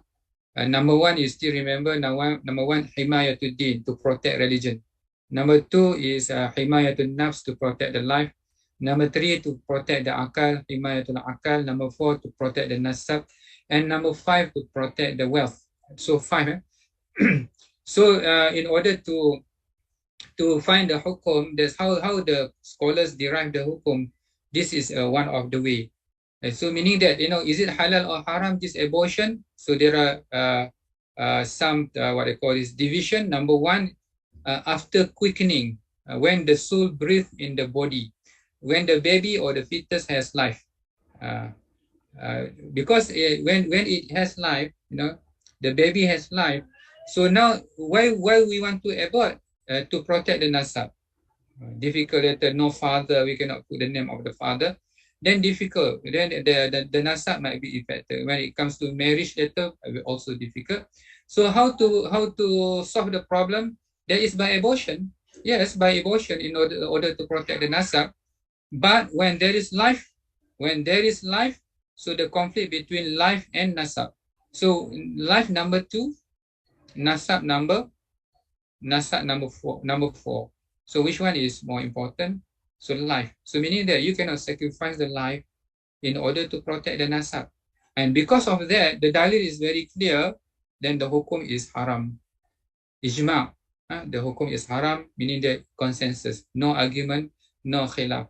So when quickening take place, that is after normally after 24 days, dalam 4 bulan, 4 bulan macam tu, when the heart start beating, when the heart start beating, 4 bulan macam tu.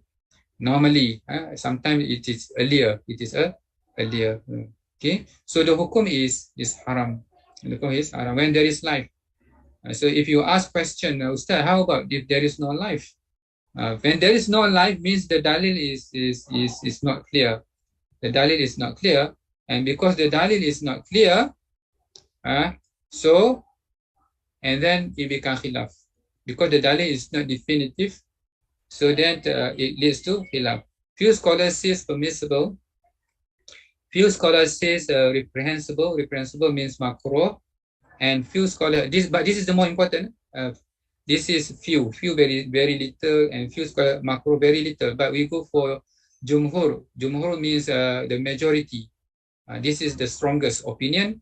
Haram. It is haram for abortion, except for justifiable reason. Justifiable reason here means darurah. Under darurah. Example, in a rape case. So when in case of rape, somebody, the female is pregnant, so then it is allowed for abortion. Incest or genetic disease. In case of rape, even rape, but if the fetus has life, if the fetus has already life, to the hukum still haram. So meaning that it is not allowed. It is not allowed. Why you keep it? Normally, this is not rape. Normally zina, but the case brought to the court, police report, then it become rape. Actually, the originally zina. So the female decides to keep this. This is as the sign of the first love. So they keep it. But the later, when there is life, if she decides to abort, it is not allowed. If it is a rape, it's something traumatic. Traumatic meaning that we need to remove. We need to remove. It is allowed. It is allowed under darurah. So why prohibited? Why the scholars maintain the hukum is haram? Because it assault against human life. Because when there is life, so life is higher than nasab. And harmful, abortion also harmful mentally, emotionally, and physically. There is a cases after the procedure, the female returned home, and when she went to the toilet, the blood continued running. So of course very difficult. She cannot go to the hospital. If you go to the hospital, public hospital, she will be interrogated, who is your father, why is everything, and everything. Then she need to go to illegal clinic, and then the problem will continue. The problem will accumulate. So there are elements of harm there. That's why it is continue to be prohibited. And the ethical impacts, it will encourage adultery, especially among teenagers. Zina, pregnancy, abort. Zina, pregnant, abort. In those days, sometimes when we type computer, and we type, and then it comes on our screen. Error. Do you want to abort? I don't know. In those days, very popular. You type, and then it comes on your screen. Error. Do you want to abort? Because you are rushing to finish our assignment, we just click yes. So you commit one abortion. Then you type again. Then error again. Then do you want to abort? Oh, yes. So we click abort. Second abortion. After through 2-3 times of this abortion, then comes on the screen, fatal error. Please reboot your computer. So, when computer reboot, when Rahim reboot, understand? That's why it is abortions. that's why it is continue to be prohibited. Continue to be prohibited. That's the hukum with regard to the abortion. It is allowed under darurah. As I did mention just now, like in the case of rape, incest is a taboo, and then genetic disease. Genetic disease means verified and certified by doctors, by the expert. Yeah, there is there is cases where you don't plan pregnancy, and you don't want pregnancy, and you got tired already, then all of a sudden the wife inform, I'm pregnant again. And then with moral demotivation, because we don't expect it, and then at the end Allah want to give rizki, so demotivated. There is case where a person is consulted the expert, luckily a true Muslim doctor, and he said very clear, under this situation, no, you cannot abort because of the what they call this, because you have no what they call this morally excitement or motivation. You cannot, based on that reason, you cannot abort. You cannot abort. Abortion only if there is a clear harm, a very clear harm verified by the doctor. But if you say, no, I don't want, I have no, then because of just mental reason only, not serious, then it shouldn't be abortion. Okay. Then we comes to the second issues, that is euthanasia, mercy killing. Mercy killing, sometimes they call compassionate murder. Compassionate murder. We commit the murder because out of compassion. Pembunuhan kasih sayang. It translate literal lah. Who are those involved? A patient in a persistent vegetative state, who is awake but is not aware of self or the environment. This is maybe, the situation that he or she is very old. Some people, they are very rich. They, attain their age, they take proper care of their health. Then they become very old until they cannot move, even cannot sit. They just simply sleep, and then they rent a room in the hospital. Then a special assistant. Because the body, when it is too old, then we need to remove the body to change the position, because it will be infected by the they call this virus or bacteria. Meaning the body need to remove. But the problem, he or she is still alive. For example, that can we terminate these people? Because they almost dysfunction. But the ruh is still there. They are still alive. For example, this is issues. This is issues. Patient in terminal illness who may or may not be subject to life support, and some in the state of coma, for example. Can we terminate? Can we stop? Let's say, for example, life support machine or what? Sometimes the doctor calls the the representative. Go and discuss. I think we need to remove the machine. And so what you are supposed to do? And then people who are suffering from great pain, let me die, kill me, I cannot bear this, what they call this pain, whatever. So these are the people who involved in what they call this in euthanasia. There are two types of euthanasia. That is active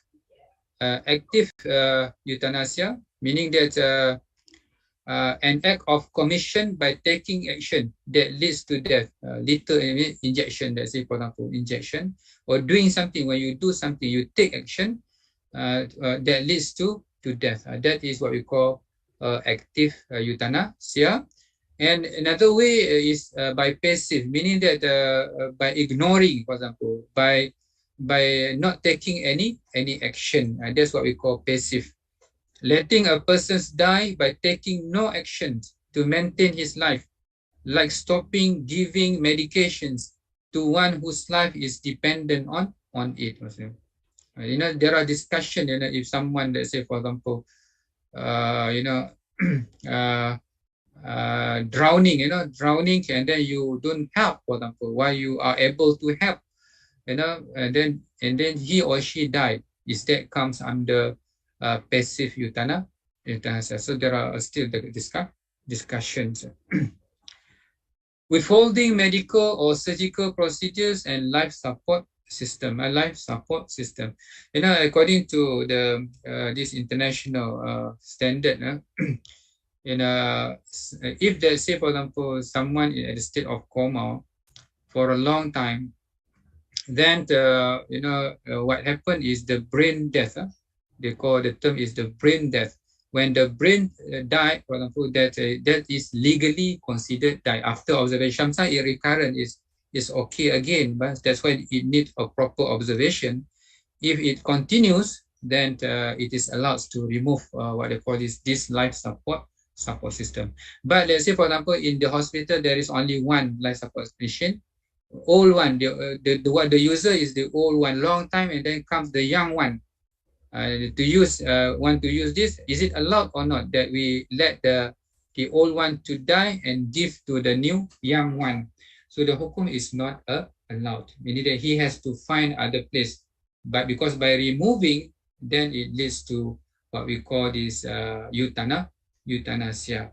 To that extent, meaning that in Islam it is not allowed. Euthanasia is haram.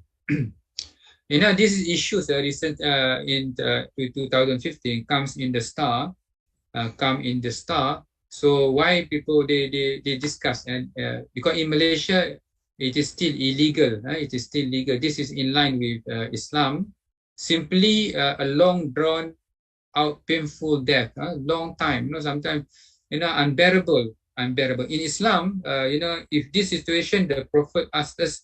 Because if you say let me die, so it is a sign of losing hope, and the losing hope is a grave sin. Wala taqnatu min rahmatillah. Some people, they are very painful, but then after some time they are cured, and then they live longer than those who are healthy, for example. So don't lose hope. So how Islam teach us? Islam teach us by ikhtiyar and also praying. Oh Allah, if this illness, if the death is good for me, oh Allah, this is unbearable, Allah, very painful, Allah. If death is good for me, take it my life, meaning that you leave things to Allah. You don't take your life yourself, meaning that you leave things to Allah. If death is good for me, Allah, okay, Allah. But if life is good for me, give me patience. Give me patience to continue what they call this, continue to be sabar. What I'm trying to tell you that in Islam we are not taught to lose hope. The last result, the last test, leaves things to Allah subhanahu wa ta'ala, and Allah will decide, and Allah's decision is the best. So there are no alternative for patients must endure the suffering for as long as the body keeps breathing, at least as far as Malaysia is concerned. Growing legislative action on February 6, Canada joined the ranks of nations like Switzerland. These are those who allowed euthanasia. Belgium, Luxembourg, and the Netherlands in legalizing physician-assisted suicide. Also they call physician-assisted suicide, or euthanasia. Multiple sclerosis patient Gloria Taylor, 89, won in the court the rights to terminate her life. So, but in Islam, in Malaysia especially, it is still what they call this illegal. It is haram. And that's about what they call this, about euthanasia. Okay.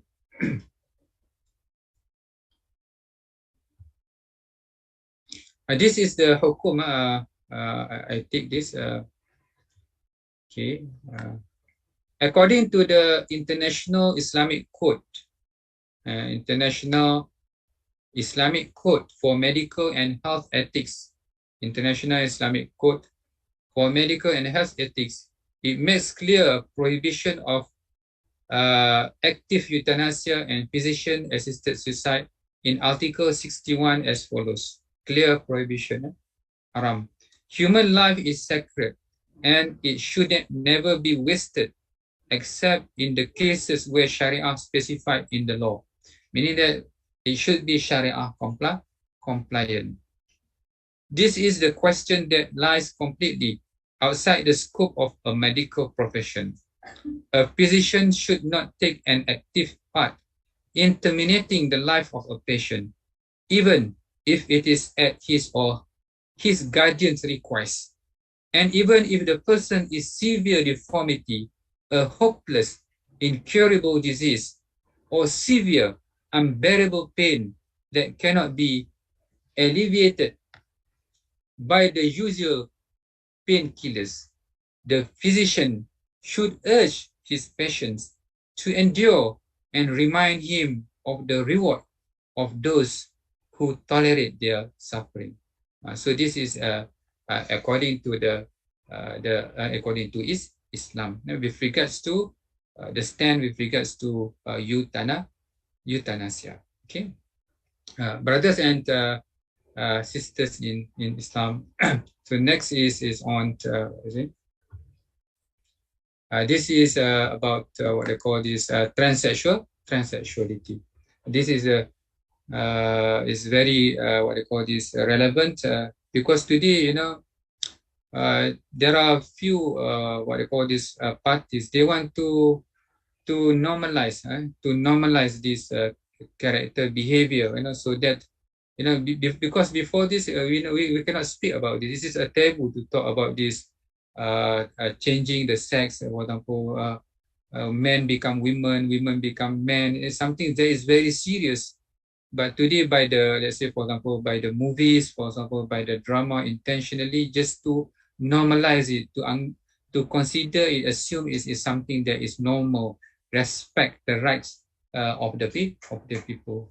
So that you know, something is quite for me is quite very dangerous, because this is not something that is not serious. It is something very serious in Islam. You know, if we follow the story of, let's say, for example, especially about LGBT, lesbian, gays, lesbian and gays, gays actually remind us to the behavior of the Prophet Lut, where Allah Ta'ala overturned their place, for example, overturn their place. That's the punishment Allah give. You know, Sunnatullah, why is Sunnatullah? Sunnatullah is the system of Allah, how Allah manage things. So, and the system of Allah, you know, this Sunnatullah or history, we should learn from the history, in the sense that, you know, why the people say history repeat itself. History repeat itself. Why history repeat itself?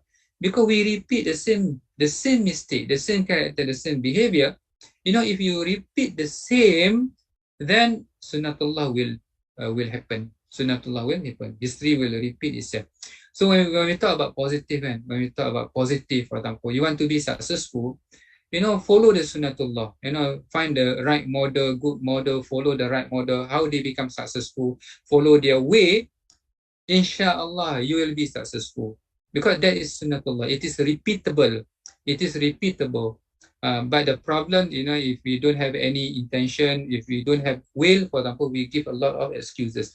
When we talk about successful, it is not about can or cannot. It is about what you do you want it or not. Because Sunnatullah is repeatable. Sunnatullah is exact and correct. The same thing with transsexuality, this LGBT, lesbian, and gays. You know, if we continue with the same character, the same behavior, then we might see history will repeat itself. You know, maybe not in the same form, or maybe in other forms. What is transsexuality? Refers to the people who have a compelling sense that their gender identity is not in conformity with the physiological or biological sex they are born with. they said that I'm trapped in someone else's body. I'm trapped in someone else's body. This is not my body. I'm male, actually, and I'm trapped in the female body. I am female, I'm trapped in the male body. So if you consider this, if you say this, meaning that what is the implication? The implication is, Allah make mistake. Allah make mistake, Allah is so stupid to put you in the wrong, what they call this, in the wrong body. So that's an implication of Sharia. Of course, it is mustahil. Mustahil Allah make mistake. Mustahil Allah, let's say, for example, wrongly put you in the wrong body. There must be hikmah. There must be hikmah. This may lead some to seek gender or sex reassignment surgery to make her or his biological or physiological sex corresponds to her or his gender identity. So these days, with this cosmetic operation, plastic surgery, it's very cheap. If you go to the Thailand next our country border, Malaysia, sometimes you can change everything. You go by the name of Amin, you may come back in the name of Aminah. So it is very, it is very, easy now to change, to change. But last time it is very, there is one case, complete overhaul from male to become female. When she died, because she is Muslim, she is managed as a male. She is being managed as a male. When you realize, when you make repentance, in terms of prayer, in terms of Hajj, whatever, meaning that you have to follow the procedures as a male, meaning that you have to pray also, pray jama'ah, as a male. And then, when the Imam makes salam, Assalamu alaikum warahmatullah, and then the Imam noticed a very beautiful face. And then the Imam stuck there, no second salam. Then the Ma'mum say, what happened? The Imam, we wait for the second salam because we want to give salam. Actually, because one of the jama'ah is so beautiful. But actually it is male, but it's already changed to what they call this female.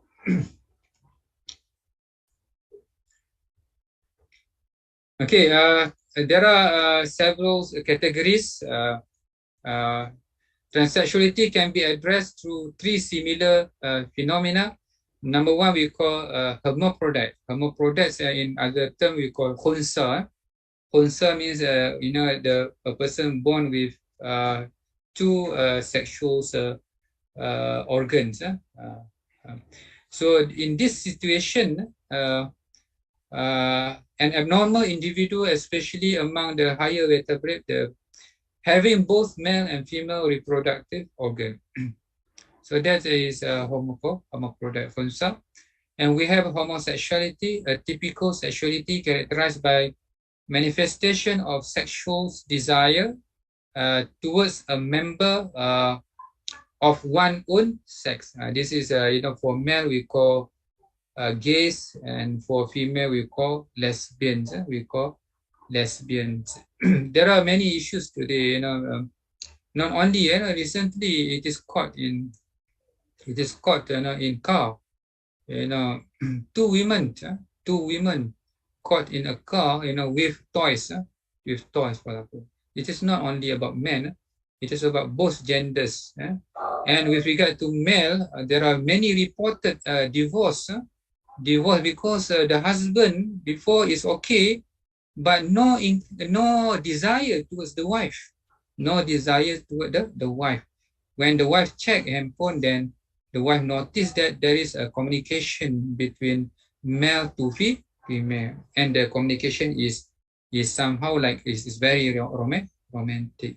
So this harm the family institution when let's say, for example, men have desire towards male, female have desire towards female, and male have desire towards the the same sex. This is ulaika kal an'am bal hum adall. They are simply like animal, even worse than animal. Allah said, because if you notice the cat, and then you at night, for example, you hear a very loud sounds of the cat, fighting, because when there is a male and male between the cat, the sound is very ferocious, very wild. For example, the sound is sounds of fighting, male and male cat and with another female cat. But when it comes to men, sometimes male and female is very romantic.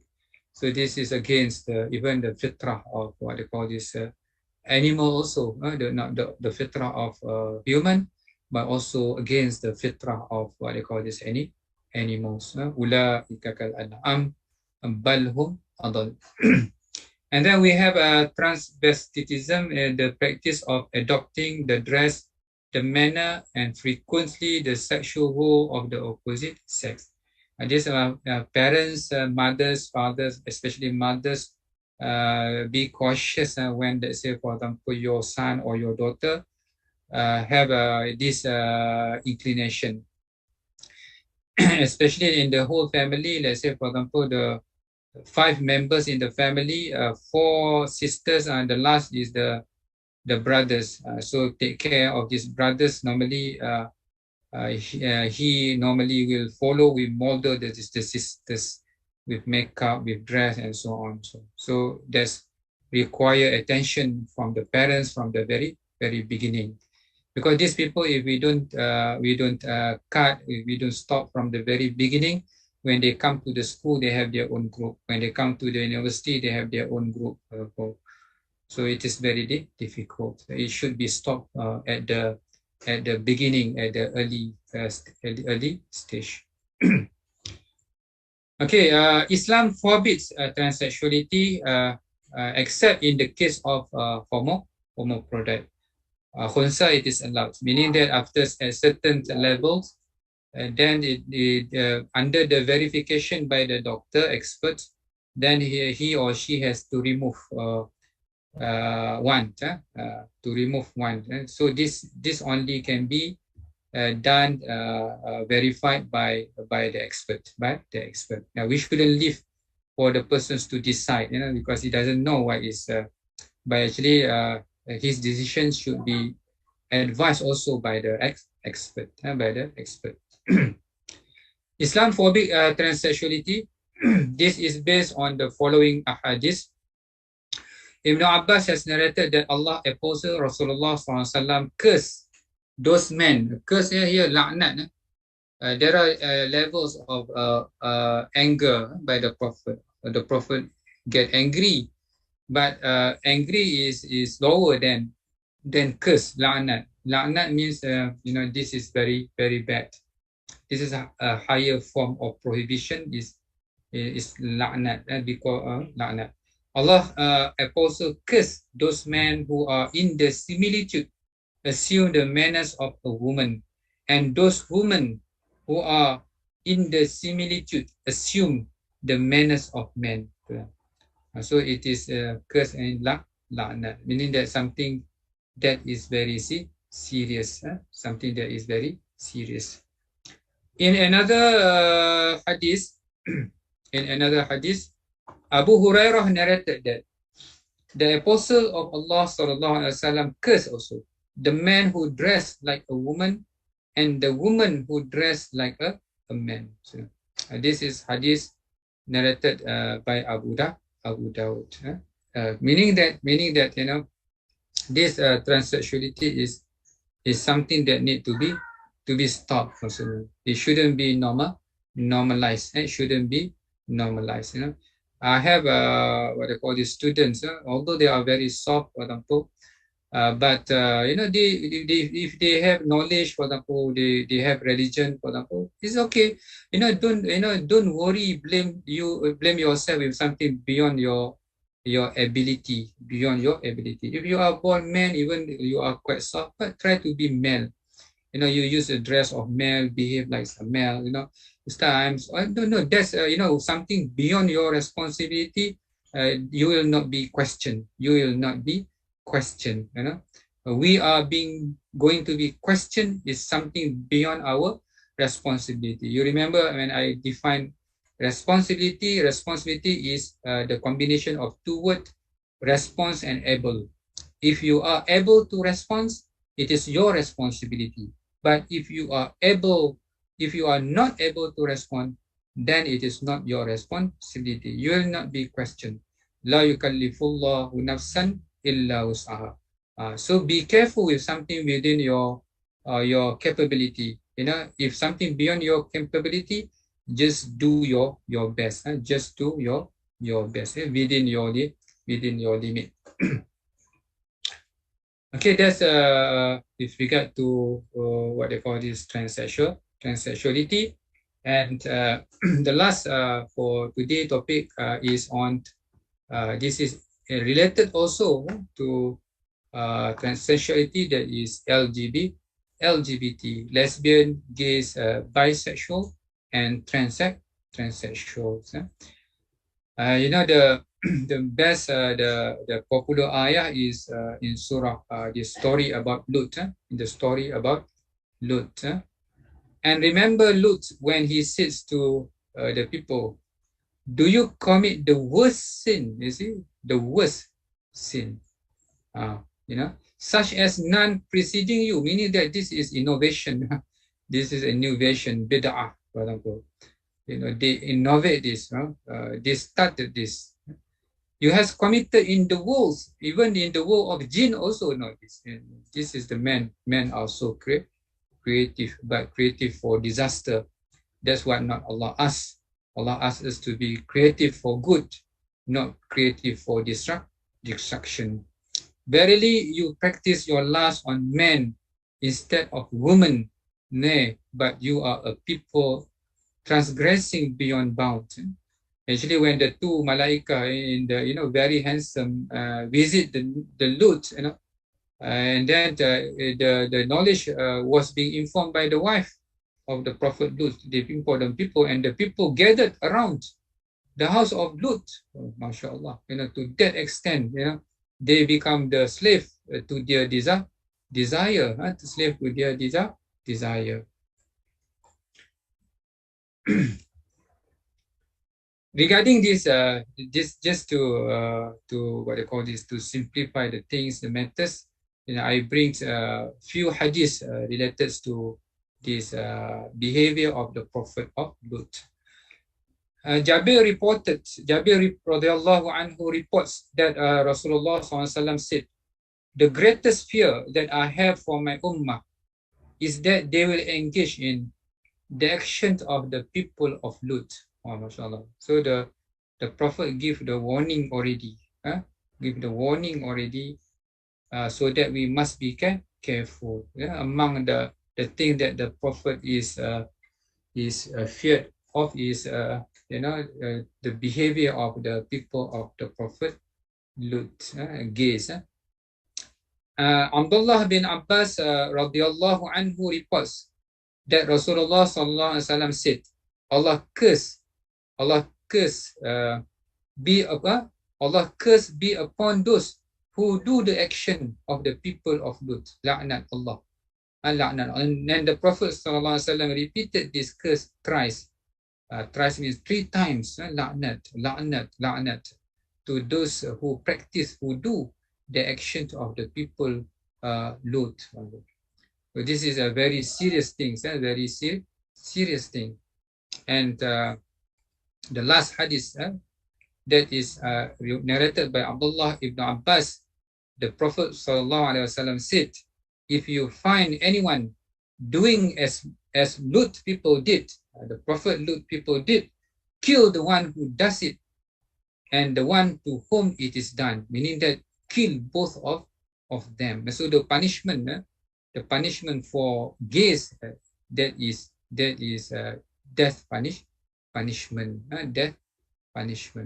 So that's really represent signal that this crimes or this vice is something that is very, very serious. May Allah protect our family, our generation from this vice. Alhamdulillah, Alhamdulillah. I think I have covered everything for today. So I pass back to Datuk to continue. Thank you very much. Thank you very much, Dr. Latif. So you have completed your lecture. Alhamdulillah. For the 6 week.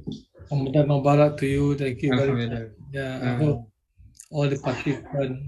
Maybe there are a few questions in the chat box. We will forward to you, inshallah. Okay, inshallah. They maybe can answer in the group, inshallah. Inshallah. Datuk, normally after me is Dr. Fatimah. Finished already? Dr. Fatimah, yeah.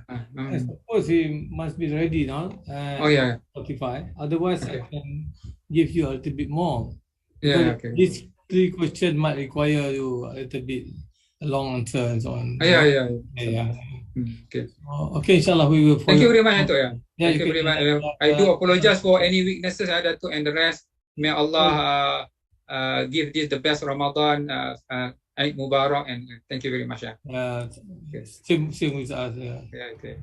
Okay. Assalamualaikum. Waalaikumsalam warahmatullahi wabarakatuh. Ustazah Dr. Fatimah is here.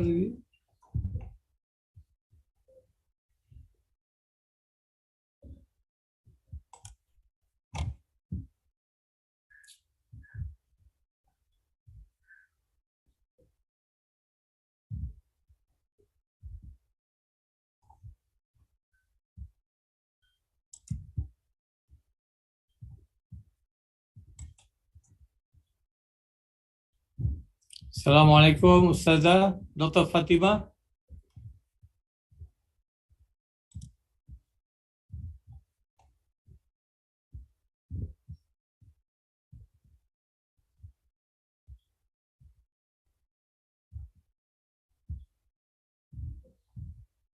Assalamualaikum Dr. Fatimah. Please unmute yourself.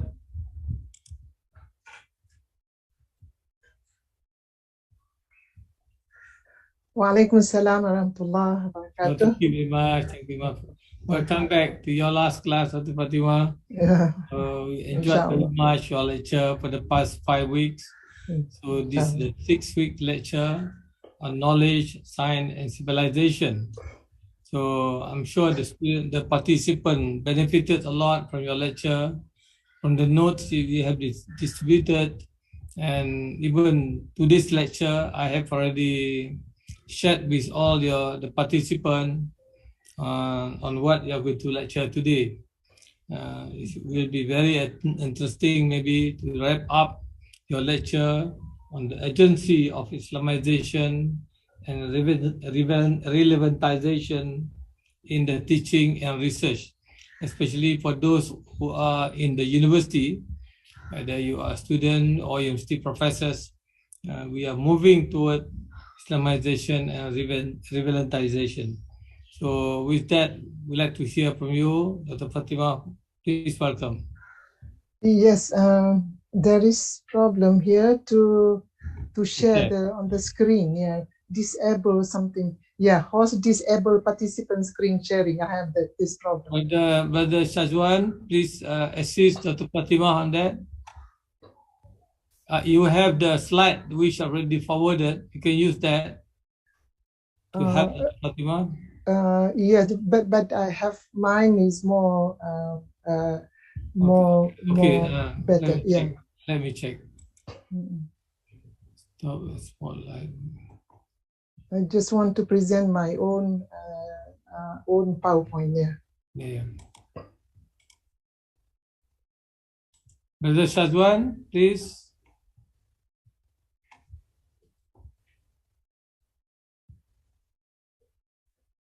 Still host disabled here.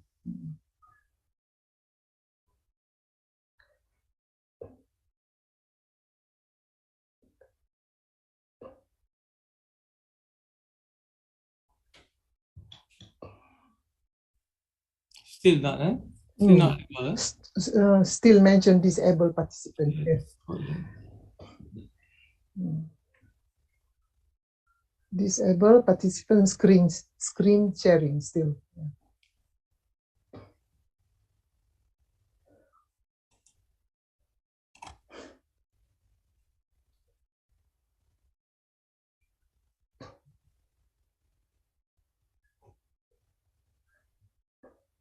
This is the mailbox.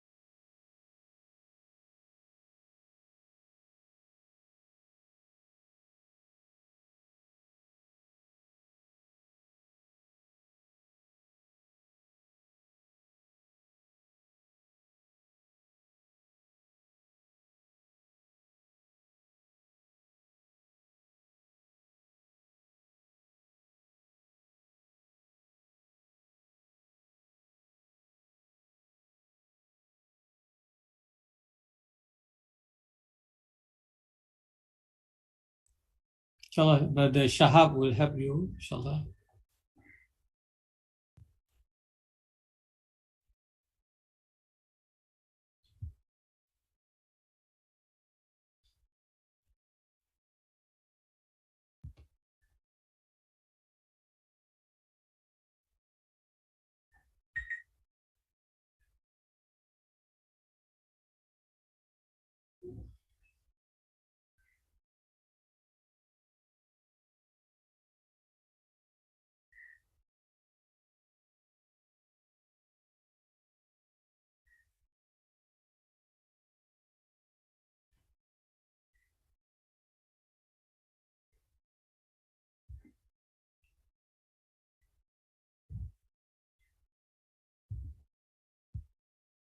Can you try again? Maybe.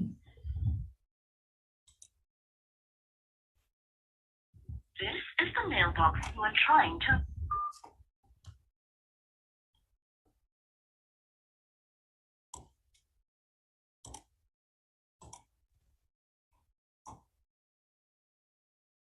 Still.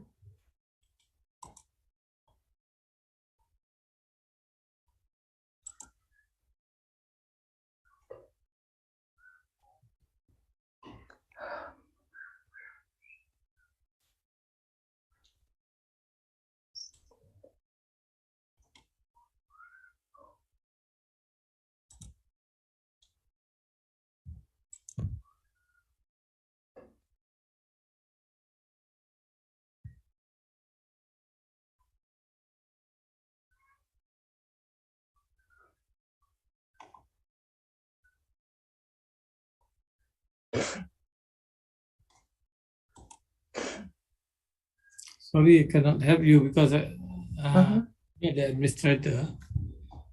Oh.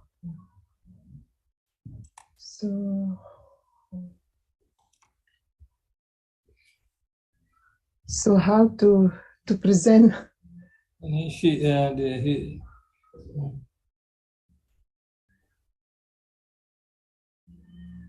Still disabled. Yeah.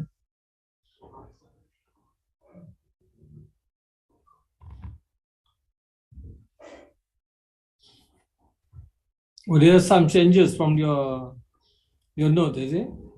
Yeah, it's okay. I mean, this is minor. Yeah. Some changes in terms of topic only. Yeah.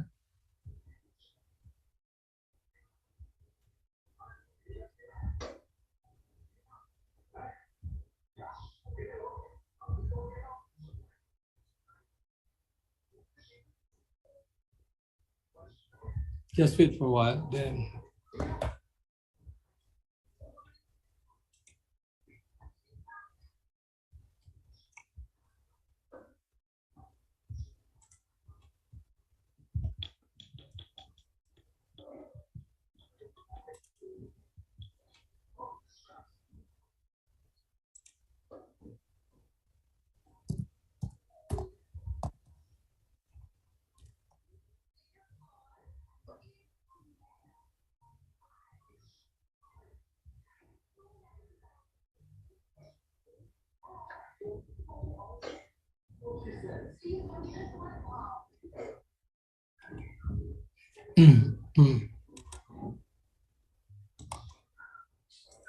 Dapat tak? Dia tak dapat lagi? No, disable still. Yeah. Oh, ni apa nama? Okay. I'm trying to. Tu kalau allow ni Fatimah. Yeah. To share screen, kata.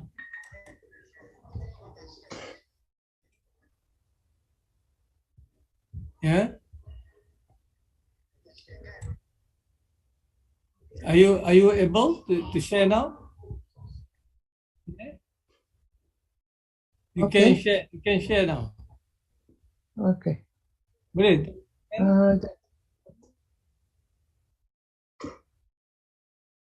All right. Okay. Okay. All right.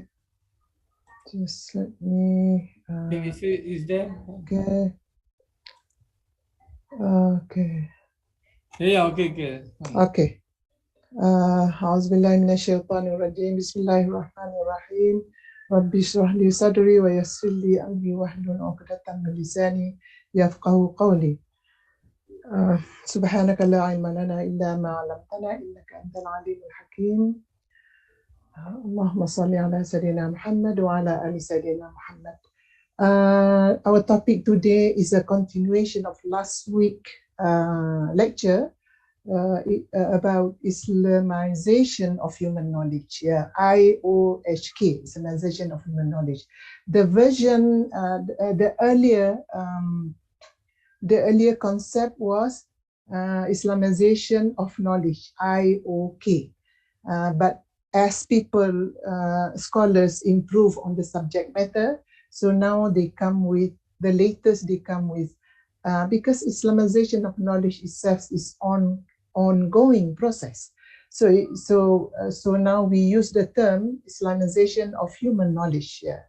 So we'll discuss why IOHK, not knowledge all can be Islamized, because knowledge of the Quran and the Hadith, they don't do Islamization of that, of that kind of knowledge. So that's why we focus of Islamization of knowledge is on human sciences, human knowledge. So our introduction will, our outline of presentation, we will talk about policy of IOHK, which actualized by International Islamic University now. And then because in the last class we spoke about Al-Faruqi among the pioneers, not in pioneers of Islamization of knowledge, but the program of Islamization of knowledge. So he was the pioneer, so he gave agenda, how to do Islamization, what to Islamize and how to Islamize. Now we add more in the context of International Islamic University, we add more, 20 modes has been suggested for strategy of and how to Islamize of human knowledge. So we go to the special case of review knowledge, because we cannot Islamize Islamic review knowledge disciplines. That's why we have term relevantization for subject in Islamic review knowledge or Islamic studies. We call the old term is Islamic studies. We call relevantization. So what is relevantization? We're going to discuss. And then we continue with the project of Islamization. What is how to Islamize is also, we highlight the role of Murabbi, how important the role of Murabbi in relation to the what kind of education we have. Education with soul we need. We speak about education with soul. And therefore we need the role of a Murabbi, not only just a facilitator. So we speak about inspirations regarding our students. What do we want to achieve? The target, the objective towards our students and graduates. And then what are the future-oriented challenges in research and publication about this Islamization of project? It's a grand project, inshallah.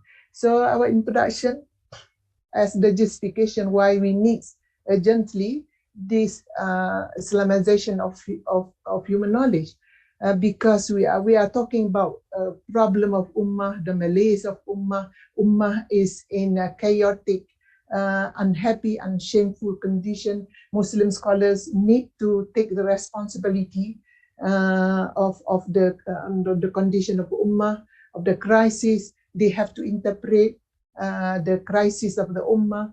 They have to interpret them correctly and attempt to provide the answer to the problem and probable solution, panacea, remedies to the long-standing human, social and moral illness. And review knowledge discipline and human sciences should be directed to the problem-solving orientation, not only to teach and memorize, that's it, no, but towards problem-solving orientation, and should not be satisfied with the status quo. Now we have to make ijtihad. This is Islamization of human knowledge as the real jihad of in our circumstances. Yeah. So the Western and secularized social sciences and humanities has been having the internal problem. We know why they have problem, of course, because of denying God and denying religion. Yeah. So they have internal problem and they have serious limitation to be able to provide answers and solution to the whole globe. They cannot do for themselves, let alone to help other people. So and then we need a solution that is harmony with the value of Tawheed, and then the Sharia, then Akhlaq of Islam, because we are Muslim. So the solution of Ummah, Muslim Ummah, need to base on value of Tawheed and the Sharia and Akhlaq of Islam. Yeah. So this is Islamization policy on Islamization of human knowledge. Islamization as a process of actualizing the divine imperatives on human development based upon the Islamic worldview and its philosophy of knowledge and education. The philosophy and of knowledge and education is the soul of the International Islamic University. So when it comes to example and the actualization of IOHK, so we refer to International Islamic University, which is the soul, the philosophy, knowledge, and education is the soul of the university. Yeah. So we were talking a lot about the education without soul. People from University of Howard blaming and criticizing the Western education without soul. So as a Muslim, we have to focus on the soul of education with soul, inshallah. Yeah. So Islamization is one of the important mission of IIUM, is the foundation of all IIUM strategic pillars, and as such, strategic plans and future developments of the university shall be in conformity with it here. So as International Islamic University, IIUM shall encourage, promote, propagate, and implement the mission of Islamization or Islamicization and integration toward assisting Muslim communities around the world to overcome their educational, economic, social, cultural, and civilizational challenges. We already spoke about the failure of Western education from their own point of view, their own their scholars' views on their education, which is without soul. So now this is a time for Muslim to show Islam on the theater, on the global stage, that we as a Muslim, we have Islam, and then this Islam we can offer our contribution to solve the problem of humanity. Already, for example, problem of finance, for example, many Western scholars or Western community particularly appreciate and then praise and look at this Islamic finance, that one of the product of IIUM, mashallah, I'm very proud of this. as something that to offer to the world, to the global world. Of course, still we are still struggling with as capitalism as a system, the old system, and still controlling most of the all economic system in the world. But Islamic finance come and try is challenging this a bit this capitalism as system, world system. So the concept of Islamization in IIUM is comprehensive because the nature of Islam is comprehensive and holistic in scope and meaning, covering both academic and non-academic affairs, involving university governance, campus administration, financial and asset management, environmental development, human resource development, student life and character development, co-curricular activities, and business enterprises. So this is the concept of Islamization we are actualizing now is a very comprehensive and holistic in terms of scope and meaning. So Islamization or Islamicization of the self is part of and parcel of Islamization of human knowledge at our university. It entails the strengthening of the ilm, knowledge, iman, yakin, certitude, taqwa, God-fearing consciousness, and ihsan, beneficent and moral excellence, and concept of good character in the personality and life of a mu'min through the process of jihadun nafs, striving against the influence of base desires, passion, moral vices, as well as temptation of worldly pleasures. So tazkiyatun nafs is a very important concept in the scheme of Islamization of the self, which is related to the purification of the spiritual heart and soul from a variety of spiritual and moral diseases. So the mission of IOHK in IIUM is a Quran-based mission of constructing, developing, reorienting, reconstructing, and evaluating human knowledge and education in accordance with the worldview, epistemology, ethical values, and norms of Islam. So IOHK does not mean, and this is very important to pay attention, IOHK, Islamization of human knowledge, does not mean to impose people to come to Islam or to impose Islamic values and norm upon non-Muslim. Nor does it mean that IIUM is opposed to it or refuses to acknowledge the much needed and useful scientific, intellectual, technological contribution and achievement of non-Muslim. In the spirit of prophetic saying that wisdom is the lost property of a believer, wherever he or she finds it, he or she has the right to do it. So whatever useful contribution coming from Western scientific or Western intellectual technological contribution from the West, we have to take it, because there is nothing against Islam about that. So IOHK is in the context of Islamic revealed knowledge and heritage discipline necessitates the process of continuous, when it comes to the context of Islamic studies in the light of Islamization of knowledge, we need to do something, which is we have to improve. We need to do islah, which is reform. We need to do tajdid, which is renewal. We need to do ihya, revival. We need to do integration, takamun, and the use of ijtihad, the exercise of independent reasoning, in fact, in facing new sources. When we address contemporary issues, we need to use this. That's why we come with the term relevantization in response to the term, to the major and rapid changes in contemporary human life and society. We cannot use old style of teaching in facing the most contemporary, the most challenging time, the most challenging ideologies in our time today. We cannot use the old methodology or old content. We have to do tajdid, we have to do reform, we have to do revival, we have to do integration. When I'm talking about the people who are in the Islamic studies, and in general, when we speak about strategy or approach of Islamic of IOHK, we have 21 modes. There are so many things. There are so many modes. Yeah, as written in red: accepting, appreciating, acknowledging, affirming, promoting, supporting, or perpetuating what is useful. Yeah, whether coming from the west or the east doesn't matter. What is useful, we take it.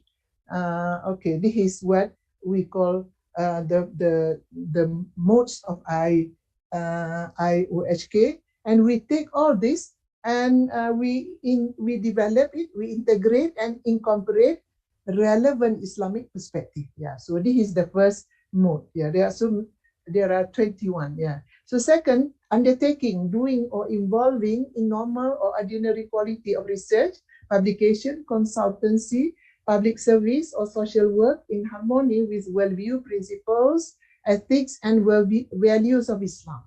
Number three, enjoining, encouraging, and adopting that which is considered excellent, good, praiseworthy, or useful in contemporary human knowledge, human sciences, in psychology, or even in sociology, for example. We take it, and yeah, so then to make sure it is compatible with Islamic worldview, principle, values, and norms. Yeah. Number four, improvising or adapting. This is also method in Islamization of knowledge. The acceptable or the compatible conventional courses, professional programs, systems, skills, practices, method, theory, or ideas without undermining the belief, values, and norms of Islam. Yeah. So number five, describing, explaining, or analyzing in a scholarly and objective manner any conventional course, program, subject, system, theories, law, convention, institution, method, or concept without arguing. Yeah. Yeah. Number six, undertaking, doing or involving in useful or good quality or desirable standard research, publication, consultancy, public service, or social work, and again in harmony with Islamic one. Yeah. Correcting, number seven, amending, removing, or deleting some contemporary or conventional knowledge, discipline, system, theories, and all this, and then evaluate from Islamic perspective or framework of reference. And number eight, comparing or contrasting the secular-based conventional values, philosophies, ideologies, and all this with the Islamic-based counterpart. Presenting, promoting, and articulating Islamic perspective on aspects of human knowledge in various fields, system, method, institution, contemporary issues, yeah, which are constructed or based on worldview of Islam. Yeah, so we take theology, for example, ontology, cosmology, epistemology, and all this, law and ethics and spirituality based on Islam. We present, for example, the issue today is about spirituality. Western, for example, postmodernism and even secular humanism, they speak about spirituality, and they explain the concept of spirituality. So here is very important for Muslim here to present and to promote and to articulate Islamic perspective on spirituality in order for Muslim to understand or not to be confused with, for example, spirituality from postmodern theory. Yeah, so this is one of the examples. Yeah. Number 10, serious critiquing and critical assessment or evaluation of aspect of contemporary human knowledge. Yeah. For example, in applied science or professional science, for example. So insofar they are not harmony or contrary to the Aqidah, when they are contrary to the Aqidah or Sharia or Akhlaq of Islam and its worldview. So 11, integrating, incorporating, and injecting where necessary divine revealed tenets, teaching, principle, law, values related to Islamic Aqidah and Sharia and Akhlaq to those positive aspects of Muslim intellectual legacy. Actually, when we speak about contribution, for example, in psychology, there are so many contributions if we really work hard to dig the product or the contribution, the heritage, the legacy of our Muslim scholars of the past in the field of psychology. For example, Imam Ash-Shafi'i talking about cognitive therapy, behavior, not new. This CBT, for example, has been found as early as 9th century by Al-Balkhi, our great Muslim scholar, speaking about CBT, cognitive behavioral therapy. If we are sincere and then have the spirit to dig, to respect our own legacy, we have a lot actually. Refuting, rejecting, prohibiting, discouraging, objecting, countering, repelling, on deconstructing all aspects of human knowledge which are munkar, which are wrong, which are bad, evil, harmful, LGBTQ, for example, and which is unjust, zulm, which is haram, which is blameworthy, which is false, which is untrue, and which is deceptive, illusory, and then they are opposed to Islamic aqidah, worldview, and values and norms. That's why, I mean, to Islamize human knowledge today, we have to be master, we have to be competent in both human sciences knowledge and Islamic knowledge.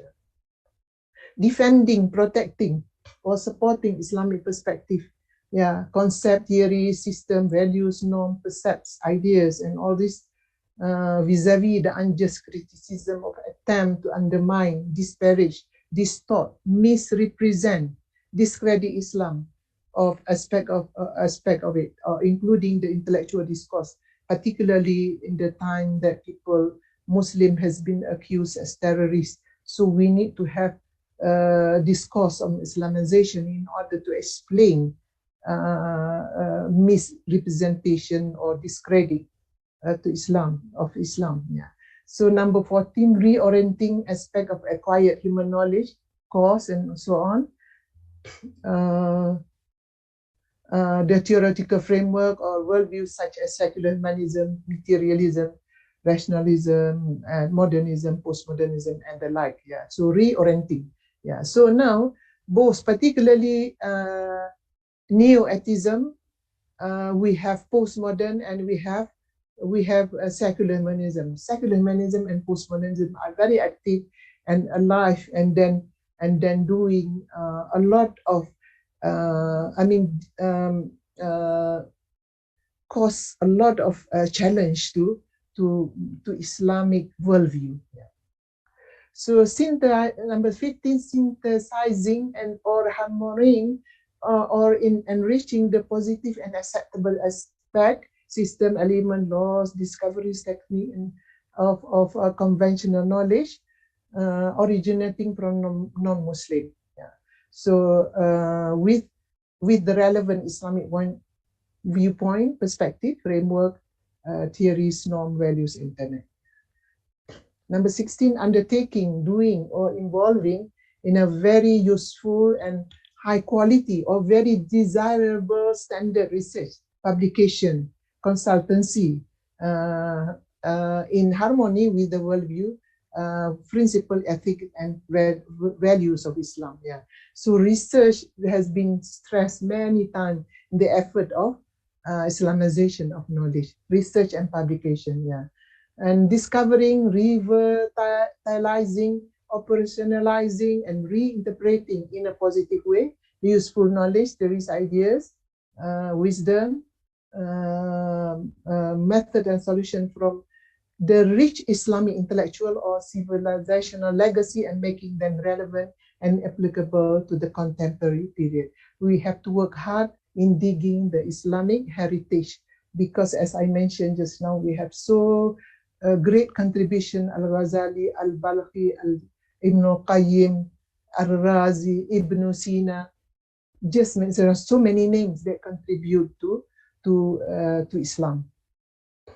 So number 18, producing important and highly desirable new invention in the form of academic or scientific tools, machine, and all this, which may have high economic potential, thus manifesting their creativity. So Muslim one of the effort talking about Islamization of knowledge is to have creativity, and we have to be creative, and ingenuity, and innovativeness of Muslim institution and organizations, scholars, experts.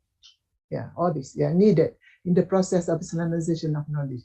And number 19, reconstructing or providing significant alternative to major or dominant conventional thought, ideas, system, method, etc., based on the Islamic worldview, epistemology, methodology, value, and norms. And number 20, constructing new and highly significant human knowledge, theories, practices, system, method, and all this based on the worldview or framework of reference of Islam, or on the other scientific or empirical work of Muslim researchers, which are imbued with Islamic values and norms in different branches of knowledge. It's not that we deny the importance of empirical research. It is important, but must be based on Islamic values and norms. So number 21, undertaking and excelling in understanding or extremely useful or very high quality or highly desirable standard of research, publication, consultancy, public service, and social work in harmony with the worldview, principle, ethics, and values of Islam. So this a lot, 21 methods of doing Islamization or exercising Islamization of knowledge, human knowledge.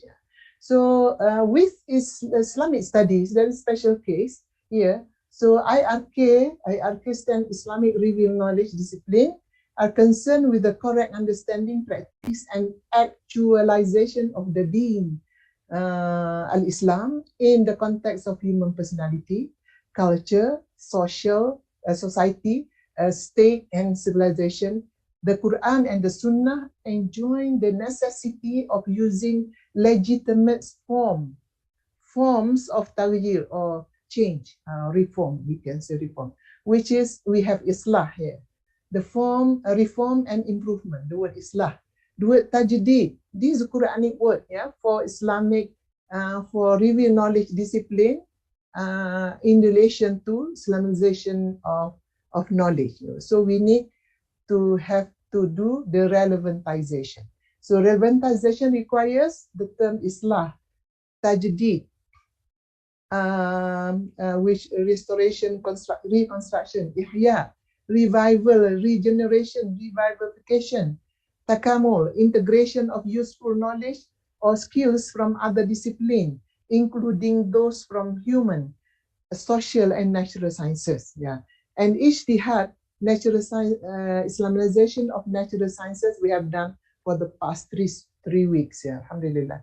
And ijtihad, we need ijtihad to bring about the necessary changes in Muslim and human societies. Ijtihad, don't limit the concept of ijtihad. Ijtihad is a concept, of course, in the beginning applied to in term of fiqh or Islamic law, but ijtihad here covering both, I mean, even including discipline in social sciences. And ijtihad, we need to have people who are expert in the field. They may be doctors, medical doctors. They may be pharmacists. They may be this, and together with the Muslim scholars, in order to produce the best form of ijtihad in order to solve the problem of ummah. So this how we come to the relevantization. So relevantization is an English word. This word, of course, requires what we said just now, to speak about reform, to speak about integration, to speak about revivification, and so on, in relation to subject of Islamic studies. But relevantization also can be used in other departments of Kulliyyah, and not only from Islamic studies, but also from other departments, and use the term appropriately for the specific types of IOHK effort. So include under the cluster of relevantization is efforts is the academic and intellectual effort of re-examination, reassessment, re-evaluation, reintegration, restoration or revival of selected classical or ancient Islamic thoughts and work, and the aim of highlighting their contemporary relevance, usefulness, and otherwise novelties. Yeah. In addition to this effort in the Department of Islamic Living Knowledge and Heritage, the methods of teaching, research, consultancy, studying, assessment, student-teacher communication, and quality of research and publication also need to be constantly improved, updated, or modernized using the latest or most up-to-date techniques available from different parts of the world. Yeah. So the integration, takamul, or synthesis of useful and beneficial ideas, methods of research, analysis, perspective or theories from the natural sciences, applied sciences, social sciences, or human sciences. Insofar, they are not contrary to the Aqidah, Sharia, and Akhlaq of Islam. Yeah. So as for, we have in our university, Department of Islamic Living Knowledge, we have Usuluddin and Comparative Religion, we have Fiqh and Usul Fiqh, we have Quran and Sunnah, we have General Studies and Arabic Language and Literature. Yeah, so this department, the way they deal with the Islamization knowledge is by doing relevantization. Yeah, so I said, I missed this, okay.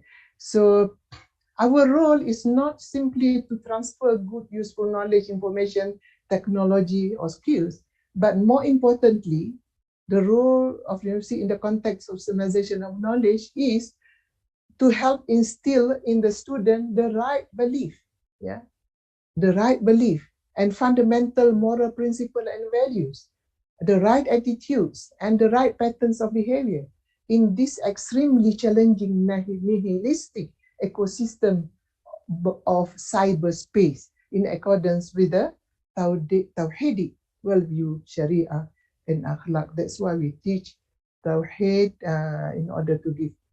We teach Islamic worldview and the opposite of Islamic worldview, godless worldview, in order for them to understand the challenge faced by Muslim Ummah today in terms of the Aqidah, the Sharia, and the Akhlaq. So we need to move from objective or analytical description, understanding, or prediction of human cultural or social phenomena, realities, to human, cultural, and societal transformation. We need to do the transformation in human, culture, and society. A transformation towards the divinely prescribed goals of justice and fairness, social cooperation, peace and harmony, institutionalization of moral excellence, and God-fearing principle in society, political, economic, and cultural leadership and governance. Yeah, so for example, in the context of political and economic, of course, political and economic are closely related. When we speak about political and economic, subhanAllah, the things that we stress more is to fight against corruption, bribery and corruption, mismanagement, which is happening today, unfortunately, very badly happen in many Muslim countries, including Malaysia. And we need good governance, of course. And that's why now, in order to achieve that, we need to have murabbi, we need to have a murabbi. What is the role of murabbi? Is to the role of murabbi, the teacher who nurtures the students, the right attitudes, moral virtues, good manners, and who is concerned with moral character, integrity of the students without neglecting the imparting of the useful of knowledge, skill, and information. Yeah. So this is the biggest challenge that we have in order to have murabbi who can instill the right attitude, moral values, and good manners, yeah, and concern with good character. Very, very challenging, because very, very few who can do this job. Yeah. And the Muslim lecturer as murabbi is also to motivate the student to aim not just to understand or interpret, predict human social facts, realities or phenomena as they are, but they also work towards solving, changing, transforming those realities from what they are to what they ought to be.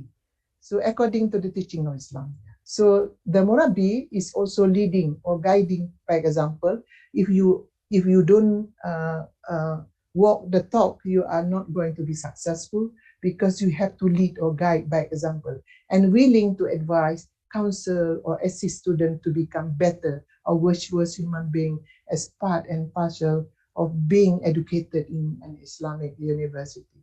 So of course we hope to have students and graduates who have holistic qualities, requisite knowledge and expertise, positive and constructive attitude, moral virtues, values, relevant, useful skills, God-fearing.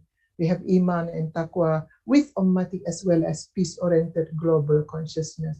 Inshallah, we can achieve this. It is so difficult. It's not easy. We have to work very, very hard in order to achieve this. Yeah. So, and they have to have specific attributes, perform religious duties, and in order to seek the pleasure of Allah.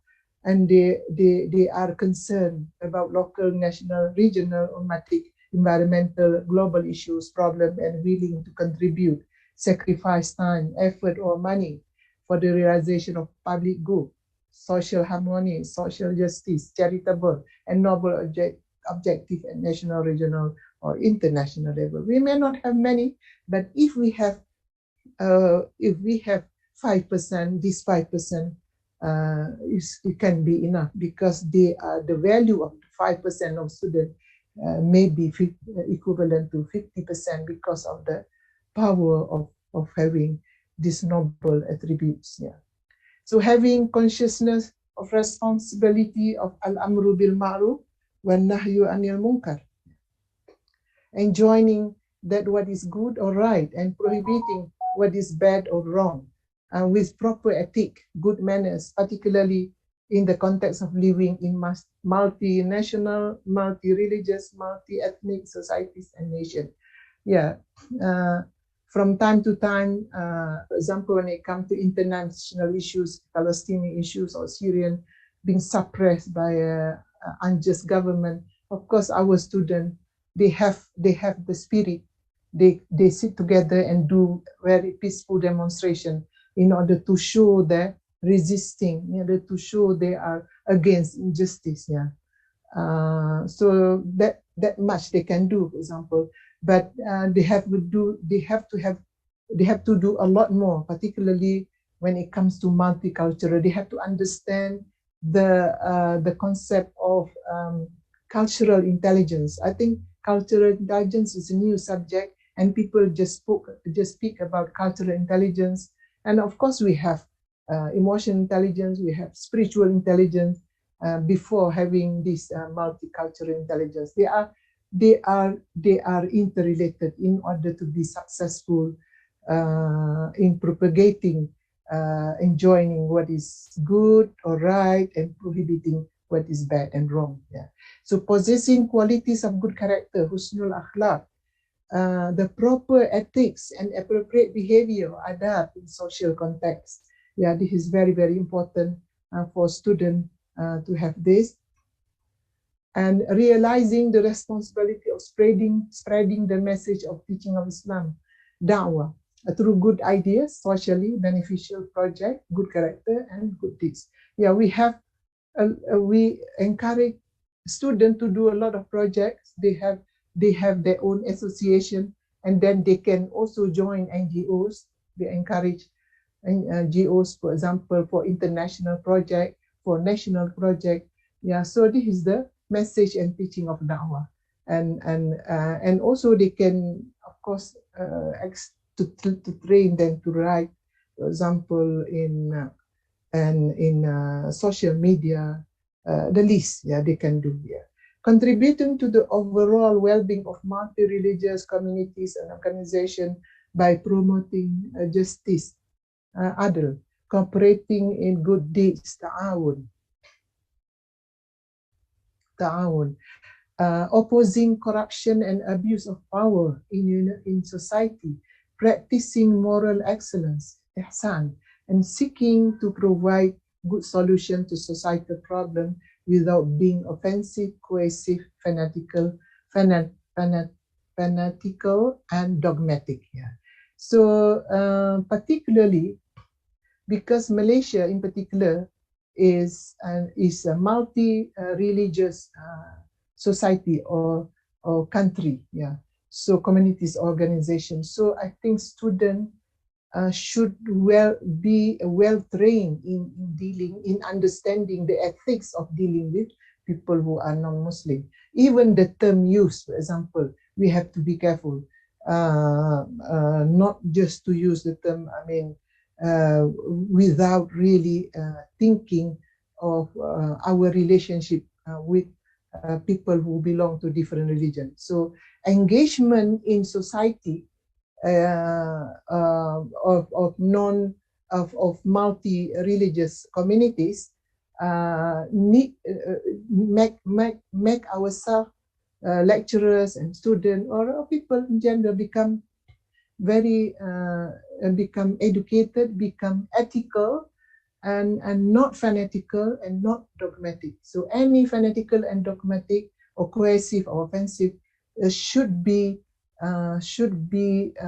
prohibited or prevented, because it will interfere with the restoring peace and harmony in the country, in Malaysia in particular. Yeah. Future-oriented challenges in research. One of our great academic and human challenges in the Kulliyyah of Islamic Knowledge and Human Sciences, despite living in one Kulliyyah, is how to move beyond the mindset of departmental compartmentalizations with monodisciplinary researchers to plural disciplinary approach, which involve we have already a department of interdisciplinary department. We should have more the department that have multidisciplinary, transdisciplinary research. When it comes to research, we need to have more of this kind, because, for example, now problem of mental health.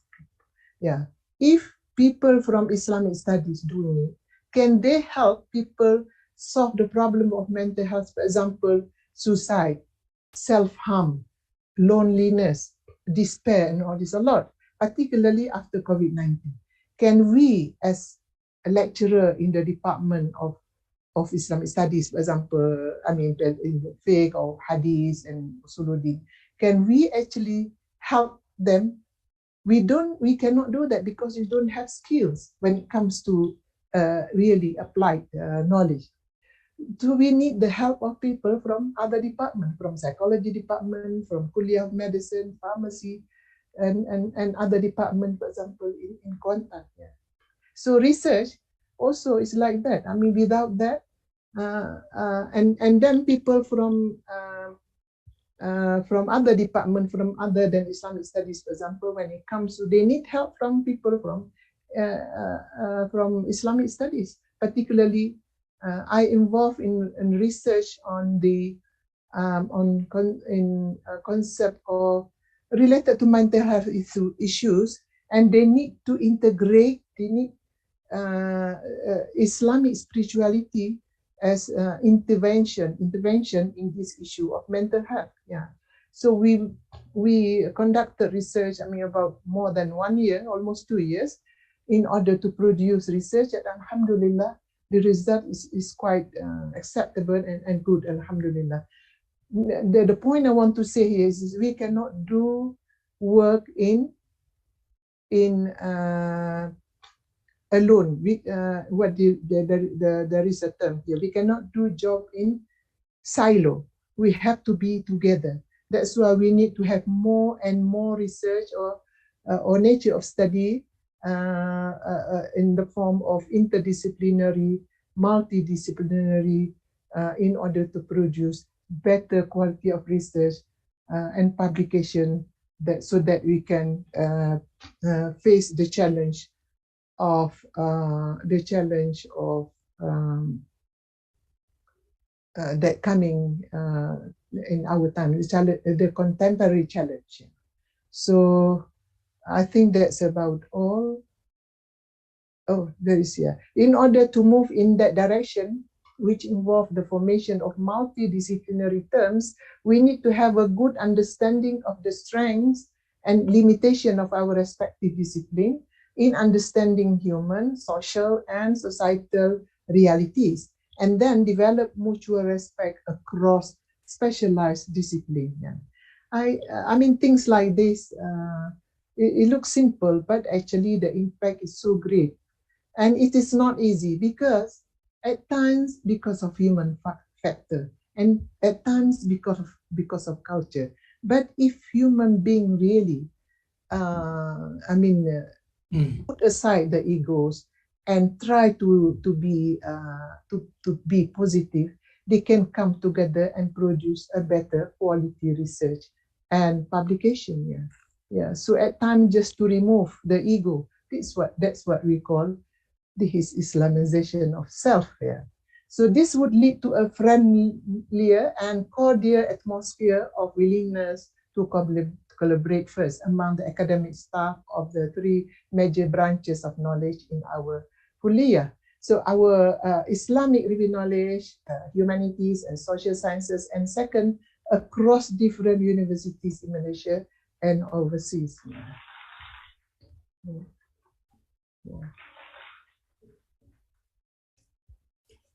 Sorry, I think that's all.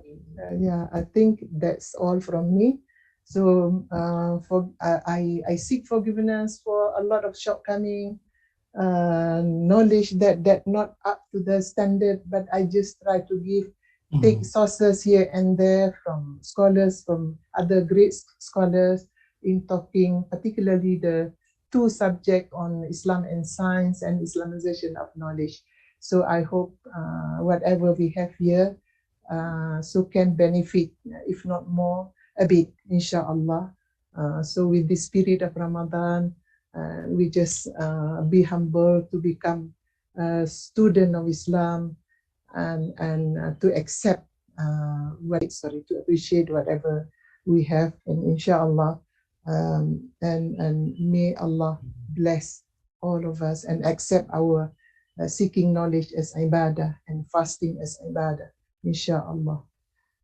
So thank you very much. Assalamualaikum warahmatullahi wabarakatuh. Fatimah, inshallah, we have learned a lot from your lecture for the past 5 weeks and plus today, and today's lecture really wrap up what we are supposed to do. Some of you are academician or you have any children. As she said, that the urgency of Islamization and revitalization in teaching and research, especially those who are teaching in the Islamic universities or those who are teaching in the conventional universities. IOK is very important. Some people say IOK is Islamization of knowledge. That's what Dr. Fatimah said. Some people say integration of knowledge. And now coming up with Islamization of human knowledge. Very, very important. And she has covered a lot on that, covering not only on knowledge, how the teachers, the lecturers will be a murabbi, not only in teaching or doing research, but they have to be a murabbi, showing good character, have a good moral character. That's what we want to produce to the kind of students in the future. So as we all know that in many Muslim countries and all over the world, either in Africa, in India, in Malaysia, Indonesia, we have two systems of education. One Islamic educational system, the other one is conventional system, which doesn't have any Islamic courses. That's the reason why we have this kind of courses, because many people really need this kind of knowledge.